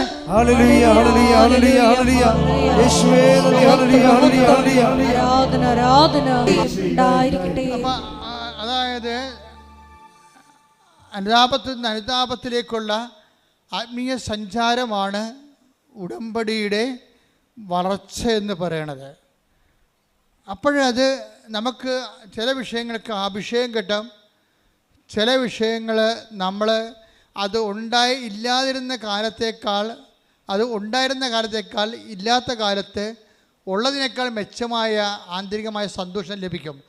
ക്രിസ്തീയ ആധ്യാത്മികത എന്ന് പറയുന്നത് നമ്മൾ ഇന്ന് വരെ കാണാത്ത നിധികളുള്ള സ്ഥലമാണ്. ക്രിസ്തീയ ആധ്യാത്മികത ഈശോ നിധി എന്നാണ് വിളിക്കണത്, ട്രഷർ. അത് ഗോപനം ചെയ്താൽ, അത് കണ്ടെത്തിയാൽ പിന്നെ അത് ഗോപനം ചെയ്യണം, മറച്ചു വെക്കണം, പോയി തനിക്കുള്ളത് വിൽക്കണം, ആ നിധി വാങ്ങണമെന്ന് ഈശോ 13 മത്തായി 13 പറയണത്. ഞാൻ നിങ്ങൾ പറയാൻ ഉദ്ദേശിക്കുന്ന കാര്യം, ഇപ്പോൾ തന്നെ ഉദാഹരണം, ഇപ്പോൾ കാനംകാരി എന്താ സംഭവിക്കുന്നത്? അയാൾ പറഞ്ഞു, that is right my Lord, അത് ശരിയാണെന്ന് പറഞ്ഞു. കർത്താവ് ഒരു കാര്യം പറയുമ്പോൾ അത് തെറ്റാണെന്നാണ് എല്ലാവരും പറയണത്. അങ്ങനെയല്ല, ഞാൻ ശരിയാണ്, കർത്താവാണ് തെറ്റെന്ന് പറയും. കാനംകാരി എന്താ പറയണത്? ഞാൻ തെറ്റാണ്, അങ്ങ് ശരിയാണ്. ദൈവത്തിൻ്റെ വചനം ശരിയാണെന്ന് പറയണത് എങ്ങനെയാണ്? ദൈവത്തിൻ്റെ വചനം നടപ്പിൽ വരുത്തുമ്പോഴാണ് ദൈവത്തിൻ്റെ വചനം ശരിയാണെന്ന് പറയണം, അല്ലാതെ വായിക്കുമ്പോഴല്ല. വായിക്കുമ്പോൾ ശ്രദ്ധിച്ചേക്കണം. ഉടമ്പടി നിങ്ങൾ വന്ന് എടുത്തെങ്കിൽ അതിൻ്റെ അരമണിക്കൂർ വചനം വായിക്കാൻ വേണ്ടി നിയമമുള്ളതാണ്. നിങ്ങൾ വചനം വായിക്കാതെ ഉടമ്പടി ഉപ്പും അടിച്ച് മാറ്റിക്കൊണ്ട് ഇവിടുന്ന് 4 കാലം വീണ് ഓടിയാൽ ഈ സാധനം വർക്കൗട്ട് ചെയ്യത്തില്ല. ഇവിടുന്ന് എന്താണ് പറഞ്ഞിരിക്കുന്നത് അതുപോലെ ചെയ്യാൻ പറ്റാത്തവർ ഉടമ്പടി എടുക്കരുത്. ആ ദൈവത്തെ പറ്റിക്കാൻ വേണ്ടിയും വൈദ്യപ്പഴപ്പിന് വേണ്ടി വരുന്നവരാണ്. അപ്പം അതുകൊണ്ട് ആരെടുത്താലും ആരെടുത്താലും ഉടമ്പടി അരമണിക്കൂർ വചനം വായിക്കണമെന്ന് പറഞ്ഞാൽ നിർബന്ധമായിട്ടും വചനം വായിച്ചിരിക്കണം. ചിലപ്പോൾ നിങ്ങൾക്ക് തന്നിരിക്കേണ്ട ഒരു ഓപ്ഷൻ എന്ന് പറയണത് 5 മിനിറ്റ് ഇടപെട്ട്, ഇപ്പോൾ 5 മിനിറ്റ് വായിച്ചാൽ പിന്നെ വൈകുന്നേരം 5 മിനിറ്റ് വായിച്ച് കിടക്കാൻ നേരത്ത് 5 മിനിറ്റ് അങ്ങനെ വായിക്കാം. ഒറ്റയടിക്ക് വായിക്കണമെന്നില്ല നിങ്ങളുടെ സമയം, പക്ഷേ വചനം വായിച്ചിരിക്കണം. അത് എക്സോർവായി ആരുടമ്പടി എടുത്താലും ഞങ്ങൾക്കത് ബാധകമല്ലെന്നൊരു കാര്യമില്ല. ഉടമ്പടി നിങ്ങൾക്ക് ബാധകമാകണമെങ്കിൽ ഉടമ്പടിയിലുള്ള പറഞ്ഞിരിക്കുന്ന എല്ലാ നിബന്ധനകളും നിങ്ങൾക്ക് ബാധകമാകണം. പ്രാർത്ഥിക്കുക, കർത്താവേ, ഉടമ്പടി നിയമങ്ങള് നിബന്ധനകള് പൂർണ്ണമായും നിറവേറ്റാൻ എന്നെ അനുഗ്രഹിക്കണമേ, എന്നെ അഭിഷേകം ചെയ്യണമേ. ശ്രദ്ധിക്കട്ടെ.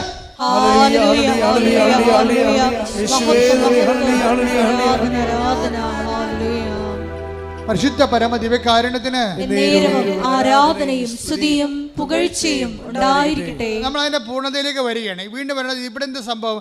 കാനംകാരി അത് ശരിയാണെന്ന് പറഞ്ഞു. അവിടെയാണ് അനുതാപം. നീ പറഞ്ഞത് ശരിയാണെന്ന് പറയണത്. നമ്മുടെ ജീവിതമല്ല ശരി, കർത്താവിൻ്റെ വചനമാണ് ശരി. ഇനി കർത്താവിൻ്റെ വചനം അനുസരിച്ചുകൊണ്ട് ഞാൻ എൻ്റെ ജീവിതം പുനഃക്രമീകരിക്കുമെന്നാണ് കാനംകാരി പറഞ്ഞത്. അപ്പോൾ അവളുടെ മകൾ സുഖം പ്രാപിച്ചു. അടയാളങ്ങൾ ദൈവം നൽകണത് ദൈവവചനം ശരിയാണെന്ന് നമ്മുടെ ജീവിതത്തിൽ വചനം നിറവേറ്റിക്കൊണ്ട് സാക്ഷ്യം പറയും, സാക്ഷ്യപ്പെടുത്തി ജീവിക്കുമ്പോഴാണ് ദൈവം അത് ശരിയായിട്ട് അംഗീകരിക്കണത്. ഇത് തന്നെയാണ് ശരിക്കും പറഞ്ഞാൽ ബദനിയായിലെ മറിയം ചെയ്യണത്. ബദനിയായിലെ മറിയത്തിന് ഒരു തെറ്റ് പറ്റി. എന്താ തെറ്റ്? അവൾ കർത്താവിനെ മിസ്അണ്ടർസ്റ്റാൻഡ് ചെയ്ത് വചനം ചുമ്മാ കേട്ടോണ്ടിരിക്കണതാണ് കാര്യമെന്നാണ് അവൾ വിചാരിച്ചത്. വലിയ ആനക്കാര്യമായിരിക്കും വചനം വായിച്ചുകൊണ്ടിരിക്കണതും കേട്ടുകൊണ്ടിരിക്കണതും. പക്ഷെ മാർത്ത അവളുടെ ചേർത്ത് മാർത്തായ്ക്ക് വചനത്തെക്കുറിച്ച് വലിയ ഗ്രാഹ്യമൊന്നുമില്ല. അത് നിയമപരമായിട്ട് അവൾ ജീവിക്കുന്നുണ്ട്, വചനം വായിക്കുന്നുണ്ട്. പക്ഷെ അവൾ പറയണത് ഉത്തരവാദിത്തങ്ങളൊക്കെ ചെയ്യണതാണ് വലിയ കാര്യം എന്നാണ് അവൾ പറയണത്. ഇത് രണ്ട് എക്സ്ട്രീമാണെന്നാണ് ഈശോ പറയണത്. ഉത്തരവാദിത്തങ്ങളും ചെയ്യണം, വചനം നിറവേറ്റുകയും ചെയ്യണം, വചനം വായിക്കുകയും ചെയ്യണം, വചനം കേൾക്കുകയും ചെയ്യണം. അതുകൊണ്ടാണ് നീയും വന്ന് വചനം കേൾക്കാൻ പറയണത്. പക്ഷേ എന്നാ പറ്റി? ഒരു ഇഷ്യൂ ആ കുടുംബത്തെ ക്രിയേറ്റ് ചെയ്യുമ്പോൾ ആ തൂണും തുണയുമായി നിന്ന ലാസർ അവരുടെ ആങ്ങളെ തന്നെ രോഗിയായി നോക്കുമ്പോൾ എന്താ പറ്റി? അടുത്തിരുന്ന മറിയം പറയും രോഗിയായതാണ്. അവർ ആദ്യം ഈ ലാസറിന് രോഗം വന്നിട്ട് മറിയം മൈൻഡ് ചെയ്യില്ല. എന്താ കാര്യം? ആണും തൂണും തടിയും തൻ്റെടിയുമായിട്ട് നിൽക്കണത് ആരാണ്? ദൈവം അവിടെ കൂടെ ഉണ്ട്, ഈശോ ഉണ്ട്. കാനായിലെ കല്യാണത്തിൽ വെള്ളം വീഞ്ഞാക്കിയോ കടൽ മീഞ്ഞാക്കിയോ നടന്നവൻ. അങ്ങനെ ഒത്തിരി ബയോഡേറ്റ ഉള്ള ക്രിസ്തു അവളുടെ ഒരു കുടുംബ സുഹൃത്തിനെ പോലെ ഉണ്ട്. ദൈവമായിട്ട് ആവശ്യമില്ലാത്ത സ്വകാര്യ ബന്ധം ചില ആൾക്കാരുണ്ടാക്കും. കർത്താവിൻ്റെ പ്രാണനാണ്, സുഹൃത്താണ്, മണ്ണാങ്കട്ടിൻ്റെ ഒപ്പുമല്ല. ലാസ്റ്റ് 2 പെങ്ങന്മാരുണ്ടായിരുന്നു. ഒന്ന് മാർത്ത, ഒന്ന് മറിയം പറഞ്ഞ് കർത്താവിൻ്റെ ഫ്രണ്ടാണെന്ന്. കർത്താവ് പറഞ്ഞ് ഒട്ടേണ്ടി വരുന്നു പറഞ്ഞു. ഒരു ഫ്രണ്ടുമല്ല, അങ്ങനെ റിലേഷൻ ഇല്ലെന്ന് പറയും. എന്താ കാര്യം? ദൈവമായിട്ട് നമുക്കൊരു മാനുഷികമായ ഫ്രണ്ട്ഷിപ്പല്ല ഉള്ളത്. ദൈവവും ദൈവത്തിന് മക്കളും എന്നുള്ള ഫ്രണ്ട്ഷിപ്പാണ് നമുക്കുള്ളത്. ഈ ഫ്രണ്ട്ഷിപ്പിൻ്റെ സമയത്തുണ്ടായിരുന്ന വിഷയം എന്ന് പറയണത്, ഇപ്പോൾ ഒരു ഇഷ്യൂ ഉണ്ടായി, നമ്മളത് എപ്പോഴും അണ്ടർ ടെസ്റ്റിംഗ് ആണ്. നീ ദൈവത്തിൻ്റെ എന്ത് റിലേഷൻ്റെ നിലവാരത്തിലാണെങ്കിലും ദൈവം പറയും എനിക്ക് ടെസ്റ്റ്, നീ കാര്യങ്ങളൊക്കെ പറഞ്ഞാൽ ശരിയാണ്, പക്ഷേ ടെസ്റ്റ് ചെയ്യാനുണ്ടെന്ന് പറയും. അങ്ങനെ ലാസറിന് പണി കൊടുക്കണത്. ലാസർ ചത്ത് മലക്കും. അപ്പോൾ ഇവിടെ നിലവിട്ട് പോകും. ആരുമില്ലല്ലോ ഇപ്പം. കർത്താവിന് വേണ്ടി ആഹാരം ചെയ്താണ് ഇവർ 1 വർഷം മുഴുവനും. കർത്താവിനെ കൊണ്ടിരുന്ന് വചനം പങ്കുവെച്ചതാണ് മറിയം. ഒരു കഥയുമില്ല, കർത്താവില്ല, ആരുമില്ല. ആൾക്കാരൊക്കെ പറഞ്ഞു വിട്ടിട്ടുണ്ട് കൊണ്ടുവരാൻ, ആര് വരാൻ, ചത്ത് ചീഞ്ഞ് അടക്കി തീർന്ന്. എന്നിട്ടില്ല. അവസാനം ഇവരെല്ലാം ഡൗണായി. പ്രാർത്ഥിച്ചിട്ട് എന്ത് കാര്യം? കർത്താവ് വീട്ടിൽ വന്നെന്ന് പറഞ്ഞിട്ട് എന്ത് കാര്യം?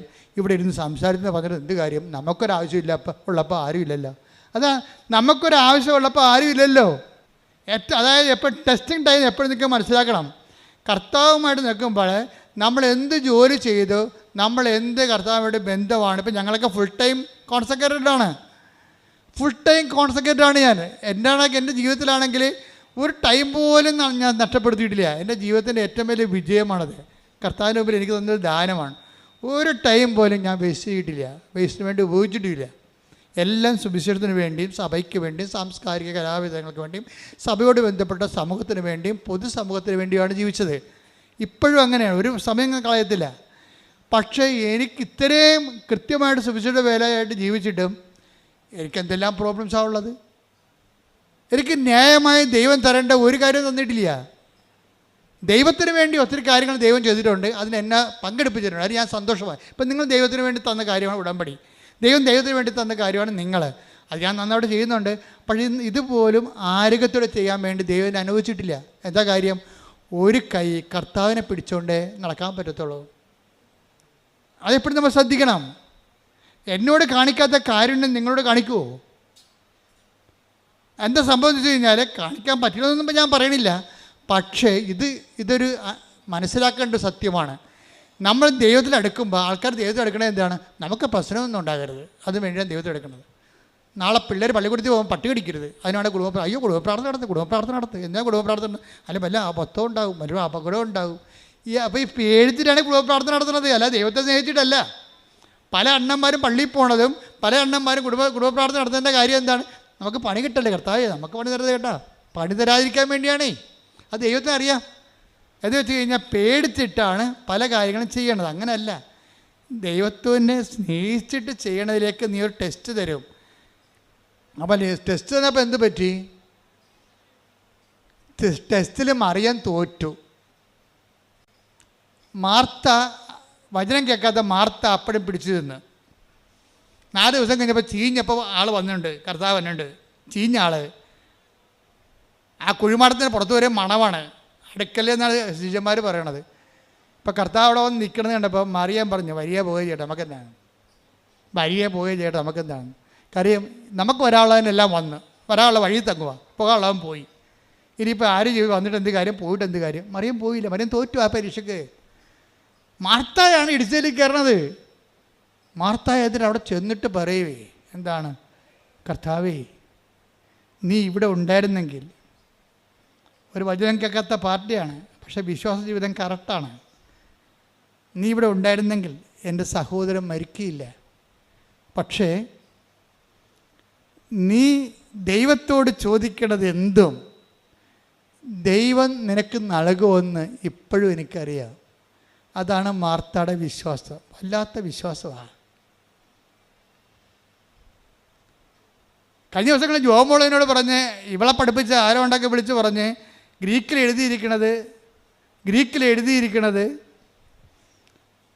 കർത്താവേ നീ ലോകത്തിലേക്ക് വരുന്ന മിശിഹായാണെന്ന് ഞാൻ പണ്ട് വിശ്വസിച്ചിരുന്നെന്നാണ്, ഇപ്പം വിശ്വസിക്കണില്ലെന്നാണ് പറഞ്ഞതെന്ന്. ഞാൻ പറഞ്ഞു, നീ ചെന്ന് ആ മരമണ്ടനോട് ചോദിക്കുക, എന്താ ചോദിക്കേണ്ടത്? അങ്ങനെയാണെങ്കിൽ പിന്നെ എന്തുകൊണ്ടാണ് നിങ്ങൾ ബൈബിള് അതനുസരിച്ച് തിരുത്തുക? ബൈബിളിൽ ഒരു കാര്യം എഴുതിയിട്ട് ഇവന്മാർ വേറെ കാര്യം പഠിപ്പിക്കുമ്പോൾ ഇവന്മാർ ദൈവത്തിനെതിരെ സംസാരിക്കുകയല്ലേ, വിശ്വാസത്തിനെതിരെ. ഇവരുടെ അക്കാഡമിക് ജാട കാരണം ആധ്യാത്മിക തകർച്ച ഉണ്ടാക്കുകയല്ലേ. ഇവരാർക്കും ഉത്തരവാദിത്തം കൊടുത്തത്? ഞാൻ ഇവിടെ ശരിക്കും പൂശി. എന്താ കാര്യം വെച്ചാൽ കർത്താവിൻ്റെ വചനത്തിൽ എഴുതിക്കുന്നത് നമുക്ക് വ്യക്തിപരമായ വ്യാഖ്യാനത്തിനുള്ളതല്ലത്. മർക്കോസ് എന്താ പറഞ്ഞത്? മാർത്ത എന്താ പറഞ്ഞത്? കർത്താവേ നീ ഇവിടെ ഉണ്ടായിരുന്നെങ്കിൽ എൻ്റെ സഹോദരൻ മരിക്കുകയില്ലായിരുന്നു. പക്ഷേ എന്താ പ്രശ്നം? നീ ദൈവത്തോട് ചോദിക്കണത് അത് നിങ്ങൾ പറയണം. നീ എന്ത് തകർന്നാലും തരിപ്പണമായാലും പറയണം. മാർത്തായെപ്പോലെ പറയണം. നീ ദൈവത്തോട് ചോദിക്കണത് എന്തും നീ ദൈവത്തോട് ചോദിക്കണം, ഇപ്പോഴും നിനക്ക് തരുമെന്ന് എനിക്കറിയാവുന്ന. അപ്പോഴ് ഈശോ പറയും, ഈ വിശ്വാസം ഈ ക്രൈസിസ് ടൈമിൽ എല്ലാം തീർന്ന് തല്ലിപ്പെരക്കി വാടക വീട്ടിൽ നിന്ന് അവിടെ നമ്മളെ ചവിട്ടി ഇറക്കി നമുക്കെതിരെ കേസുമായി. അപ്പോഴും പറയും, കർത്താവേ നീ ദൈവത്തോട് ചോദിക്കണത് എന്തും ദൈവം നിനക്ക് തരുമെന്ന് ഇപ്പോഴും എനിക്കറിയാം എന്ന് നമ്മൾ പറയാം. 100,000 അനുഭവങ്ങൾ, ജനകോടികളും ജന്മാന്തരങ്ങളും അവരുടെ യേശുക്രിസ്തുവിനെ അവർ ജീവിക്കുമ്പോൾ അവരുടെ ജീവിതത്തിൽ മനുഷ്യന് മറക്കാനാവാത്ത, ഒരിക്കലും ദൈവത്തെ അംഗീകരിച്ച് ദൈവത്തിന് അംഗീകരിച്ച് കൊടുക്കാൻ പറ്റാത്ത പല ദുഃഖാനുഭവങ്ങൾ ഉണ്ടാകുമ്പോൾ മാർത്തായെപ്പോലെ ദൈവപൈതലിനെ പറയാൻ കഴിയണം, എന്താണ്, നീ എൻ്റെ അവസ്ഥ ഇതാണ്, ഞാൻ തകർന്ന് തരിപ്പണമായി, ഐ ആം റെഡ്യൂസ്ഡ് ഇൻടു 0 പക്ഷേ ദൈവത്തോട് നീ ചോദിക്കണത് എന്തും ഇപ്പോഴും നിനക്ക് തരുമെന്ന് എനിക്കറിയാം. അതാണ് വിശ്വാസം. അപ്പോഴും സംസാരിക്കും കർത്താവ്, എന്താണ്, നിൻ്റെ സഹോദരൻ ഉയർത്തെഴുന്നേൽക്കും. യെസ്. അപ്പോൾ പറഞ്ഞു, യെസ് മൈ ലോർഡ്, യെസ് അവൻ ഉയർത്തെഴുന്നേൽക്കും. എങ്ങനെയാണ്? അവൾ പറഞ്ഞ കാറ്റഗിസത്തിൽ അവൾക്കറിയാം, എന്താണ്, അന്തിമ നാളിൽ പുനരുദ്ധാനഘട്ടത്തിൽ അവൻ ഉയർത്തെഴുന്നേൽക്കുമെന്ന് എനിക്കറിയാം. അപ്പോൾ ഇപ്പം അവൻ ഉയർപ്പിച്ച് തരണമെന്നല്ല മാർത്ത പറയണത്, ഞാൻ നിന്നെ വിശ്വസിക്കുന്നു, നിത്യജീവന് വേണ്ടി വിശ്വസിക്കുന്നുവെന്ന്. അപ്പോൾ ഈശോ പറയും, Martha, I am the life and resurrection. ഞാനാണ് ജീവൻ, ഞാനാണ് പുനരുദ്ധാനം, നീ ഇത് വിശ്വസിക്കുന്നു? Yes my Lord. അപ്പോൾ അവൾ പറയും, യെസ് മൈ ലോർഡ്. ഈ ശവത്തിൻ്റെ നാറിയ ആ സ്ഥലത്ത് നിന്നുകൊണ്ട് ആ ശവക്കാറ്റടിക്കുമ്പോൾ അവൾ പറയും, yes my Lord, yes my Lord, നീ ലോകത്തിലേക്ക് വരായിരുന്ന മിശിഹായാണെന്ന് ഞാൻ വിശ്വസിക്കുന്നു. അപ്പോൾ ഈശോ കൈ ഉയർത്തി, ലാസറസ് കം ഔട്ട്. അവൻ കൈ ഉയർത്തിക്കൊണ്ട് പറയും, ലാസറേ പുറത്തു വരാൻ. ഈ വിശ്വാസത്തിന് മുമ്പിൽ നീ അകത്ത് നിന്നിട്ട് എനിക്ക് കാര്യമില്ലെന്ന് പറയും.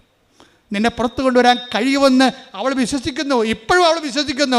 അതുകൊണ്ട് നീ പുറത്ത് വരണം. ദൈവവേദനേ, നീ തകർന്ന് തരിപ്പണമായാലും പരാജയത്തിൻ്റെ ഹവമാടത്തിൽ നീ അടക്കപ്പെട്ടിട്ട് നിന്നെ ചീഞ്ഞ മണം പുറത്ത് വന്നാലും അപ്പോഴും നീ യേശു കർത്താവാണെന്ന് വിശ്വസിച്ചാൽ നിന്നെ കർത്താവ് മൃതത്തിൽ നിന്ന് ജീവനിലേക്ക് കൊണ്ടുവരും. കൈയടിച്ച് ശ്രുതികട ഹല്ലേലൂയ.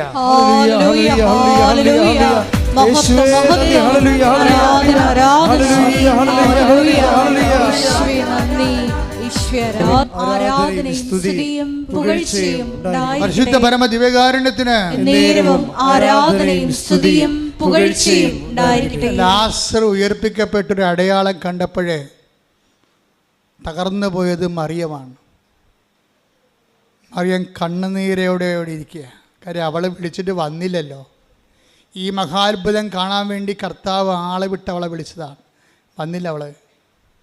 കർത്താവിനറിയാം ഇത് ഈ രോഗം മരണകാരണമല്ല, മറിച്ച് കർത്താവിൻ്റെ ദൈവത്തിൻ്റെ മഹത്വം പ്രകടമാകാനാണ്. ആ വചനം കേട്ട വഷളിനെ കർത്താവ് ആളേച്ച് വിളിപ്പിച്ചതാണ്. അവൾ വന്നില്ല. അപ്പോൾ അവൾ എന്ത് കഠിനമുള്ള സംഭവമാണത്. പക്ഷെ ആ പാവപ്പെട്ട വചനം കേൾക്കാത്ത മാർത്ത വന്ന് കുറച്ച് കഴിഞ്ഞപ്പോൾ കർത്താവ് അവളെ വിളിപ്പിച്ചിട്ടാണ് അവളോട് ഇത് സംസാരിച്ചു. എന്നിട്ടാണ് കർത്താവ് ഉയർപ്പിച്ചത്. പക്ഷെ അതല്ല എൻ്റെ വിഷയം. അതിനുശേഷം ഒരാഴ്ച കഴിഞ്ഞപ്പോഴേ അവളും കണ്ടില്ലേ കർത്താവ്. അവളും പറഞ്ഞത് തന്നെയാണ്, നീ ഉണ്ടായിരുന്നെങ്കിൽ ഇങ്ങനെ സംഭവിക്കത്തില്ല. എല്ലാവരുടെയും പ്രശ്നം അതാണല്ല, നീ ഉണ്ടായിരുന്നെങ്കിൽ ഇങ്ങനെ സംഭവിക്കത്തില്ലെന്ന്. നീ ഉണ്ടായിരുന്നില്ല, അങ്ങനെ സംഭവിച്ചു. എന്നാലും സുവിശേഷം നിൻ്റെ വീണ്ടെടുപ്പിന് ഒരു വാതിൽ തുറന്നിടുന്നുണ്ട്. അതാ സംഭവം. നീ ഉണ്ടായിരുന്നെങ്കിൽ ഇങ്ങനെ സംഭവിക്കത്തില്ലായിരുന്നു. ശരി, സംഭവിച്ചു. നീ ഇല്ലായിരുന്നു, അങ്ങനെ സംഭവിച്ചു എന്ന് പറഞ്ഞുകൊണ്ട് അത് അവസാന വാക്കല്ല. നിൻ്റെ വീണ്ടെടുപ്പിന് ദൈവം ഒരു വാതിൽ തുറന്നിട്ടിട്ടുണ്ട്. I am the door. അതാണ് കർത്താവ് പറഞ്ഞു, ഞാനാണ് വാതിലെന്ന്. കൈയടിക്കട്ടെ, ശ്രദ്ധിക്കട്ടെ.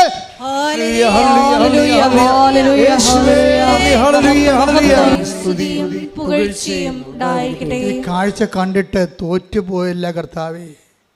അന്ന് മുതൽ അവളെ പിച്ചും പെയ്യുമ്പോൾ കർത്താവെ തോറ്റുപോയി. കർത്താവെ, മറിയത്തിൻ്റെ അനുതാപം തുടങ്ങണം അവിടെ നിന്ന് മുതലാണ്. എല്ലാം കഴിഞ്ഞിട്ടും കർത്താവ് അവൾ വരാതിരുന്നിട്ടും പിന്നെ അവളെ വിളിച്ചില്ലേ. അതിന് മുമ്പിൽ, ആ സ്നേഹത്തിന് മുമ്പിൽ ഇവൾ തോറ്റുപോകുക തന്നെയല്ല, കർത്താവ് ആരാണെന്ന് അവൾ കാണുകയും ചെയ്യും.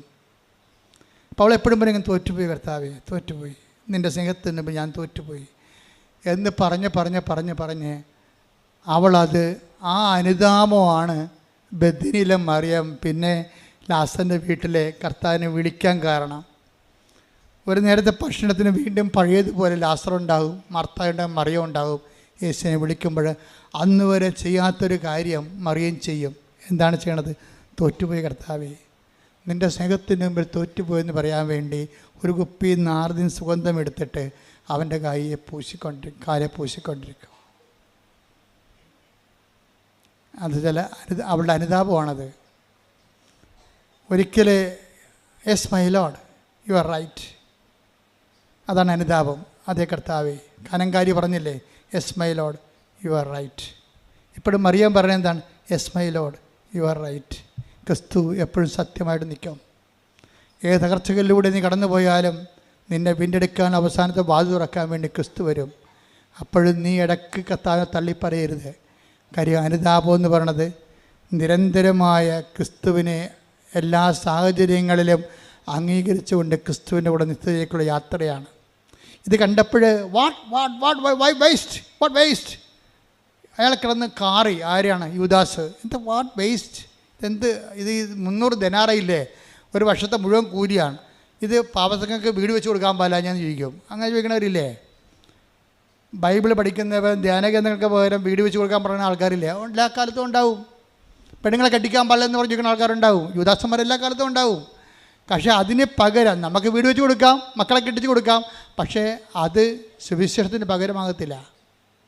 അപ്പോൾ അത് സുവിശേഷത്തിന് പകരമാകാത്ത കാരണം യുവദാസിനോട് ഈശോ അഡ്രസ്സ് ചെയ്യും. അവനോട് അഡ്രസ്സ് ചെയ്യേണ്ട ഒരു കാര്യമില്ല. ഞാനാണ് അഡ്രസ്സ് ചെയ്യത്തില്ല, അവനോട് മിണ്ടാതിരിക്കുകയുള്ളൂ.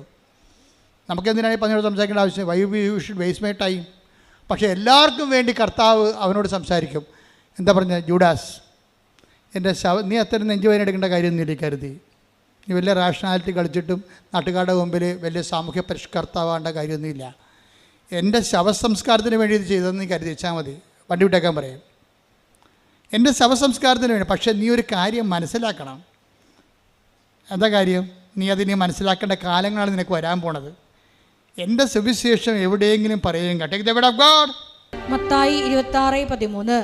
സത്യമായി ഞാൻ നിങ്ങളോട് പറയുന്നു, സത്യമായി ഞാൻ നിങ്ങൾ പറയുന്നു, ലോകത്തിൽ എവിടെയെല്ലാം ഈ സുവിശേഷം പ്രസംഗിക്കപ്പെടുമോ അവിടെയെല്ലാം ഇവൾ ചെയ്ത കാര്യവും ഇവളുടെ സ്മരണയ്ക്കായി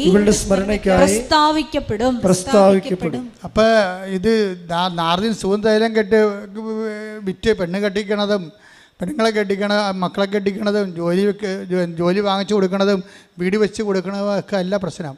അത് സെക്കൻഡറി ആയിട്ട് ഇതിൻ്റെ ഫലങ്ങളായിട്ട് വരണതാണ്. ആദ്യം വേണ്ടത് എന്താണ്? സുവിശേഷം പ്രചരിക്കപ്പെടണം.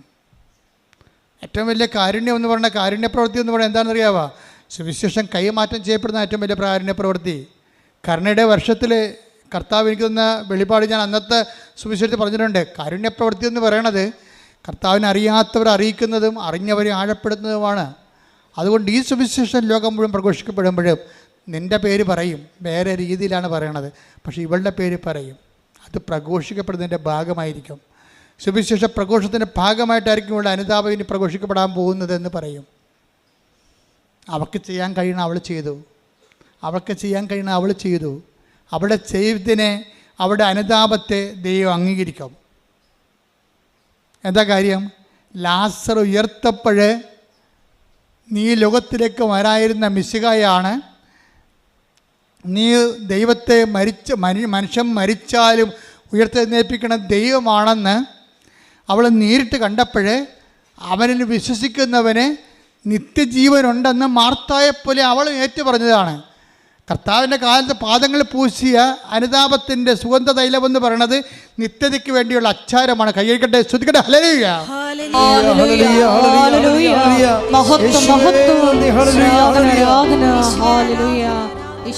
പക്ഷേ നരകത്തിന് വേണ്ടിയുള്ള അച്ചാരം മേടിച്ചൊരു മനുഷ്യനാണ് ഇയാള്. നരകത്തിന് വേണ്ടിയുള്ള അച്ചാരം, എവിടെ നിത്യതയ്ക്ക് വേണ്ടിയുള്ള അച്ചാരം വിട്ട്, പക്ഷെ അവൾ ചെയ്യാനുള്ള ചെയ്തോളാൻ പറഞ്ഞു, ചെയ്യട്ടെ എന്ന് പറഞ്ഞു. പക്ഷേ നിത്യതയുടെ കൂതാശ സ്ഥാപിക്കുമ്പോൾ ആദ്യം ഒരു സാധാരണ അപ്പം എടുത്തിട്ട് യുവദാസൻ കർത്താവ് പറയും. അപ്പോഴും പറഞ്ഞ വാക്ക് ഇത് തന്നെയാണ്. എന്താണ്? പണ്ട് മറിയത്തിന് വേണ്ടി പറഞ്ഞ വാക്ക് തന്നെയാണ്. നീ ചെയ്യാനുള്ളത് നീയും ചെയ്യുക, അവൾ ചെയ്യാനുള്ളത് അവൾ ചെയ്ത്. അത് നിത്യതയ്ക്ക് വേണ്ടി ഓഹരിയാകും. ലോകത്തിൽ എവിടെ സുവിശേഷം പ്രസംഗിച്ചാലും അവൾ ചെയ്യുന്ന കാര്യം ഇനി നീ ചെയ്യാനുള്ളത് നീയും ചെയ്യുക എന്ന് പറയും. എന്താ അവൾ ചെയ്യാൻ പോണത്? അപ്പോൾ യോഹന്നാൻ്റെ സുവിശേഷം പറയുവേ, അപ്പോൾ രാത്രിയായിരുന്നെന്ന്. എന്താണ്? അപ്പക്കഷ്ണം സ്വീകരിച്ച ഉടനെ അവനിൽ പിശാച് പ്രവേശിച്ചു. അപ്പം എന്ത് സംഭവിച്ചു? അപ്പോൾ രാത്രിയായിരുന്നു. Take the bird of God. ശ്രുതിക്കട്ടെ, ഹല്ലേലൂയ. യോഹന്നാൻ 13:30. ആ അപ്പക്കഷണം സ്വീകരിച്ച ഉടനെ അവൻ പുറത്തുപോയി, അപ്പോൾ രാത്രിയായിരുന്നു. അവൻ കുർബാന സ്വീകരിച്ചില്ല, അവന് കുർബാന കൊടുത്തില്ല. കുർബാന നിത്യജീവൻ്റെ അപ്പമാണ്. അത് കൊടുക്കാനുള്ള അർഹത, സ്വീകരിക്കാനുള്ള അർഹത അവനില്ല. അതൊക്കെ സാധാരണ അപ്പം മുക്കി കൊടുത്തിട്ട് പറഞ്ഞിട്ട് നീ ചെയ്യാനുള്ള എന്താണെന്ന് കർത്താവിന് അറിയാം. എന്താ ചെയ്യാൻ പോണ? അത് ഒറ്റ കൊടുക്കാതിരിക്കുന്ന ആളാണ്, തീരുമാനം എടുക്കാതിരിക്കുന്ന ആളാണ്. തെറ്റായ തീരുമാനം, തെറ്റായ ജീവിതം. ഞാൻ എന്ത് ഉടമ്പടി എടുത്താലും ഇങ്ങനെ തന്നെ പോകും. അപ്പം തന്നെ നീ യൂദാസായില്ലേ? ദൈവത്തിനെ വഞ്ചിക്കാൻ വേണ്ടി വന്ന് കുത്തിയിരിക്കണ പോലെ ആയില്ലേ? ഞാൻ എന്ത് ഉടമ്പടി എടുത്താലും ഇങ്ങനെ തന്നെ പോകത്തുള്ളൂ.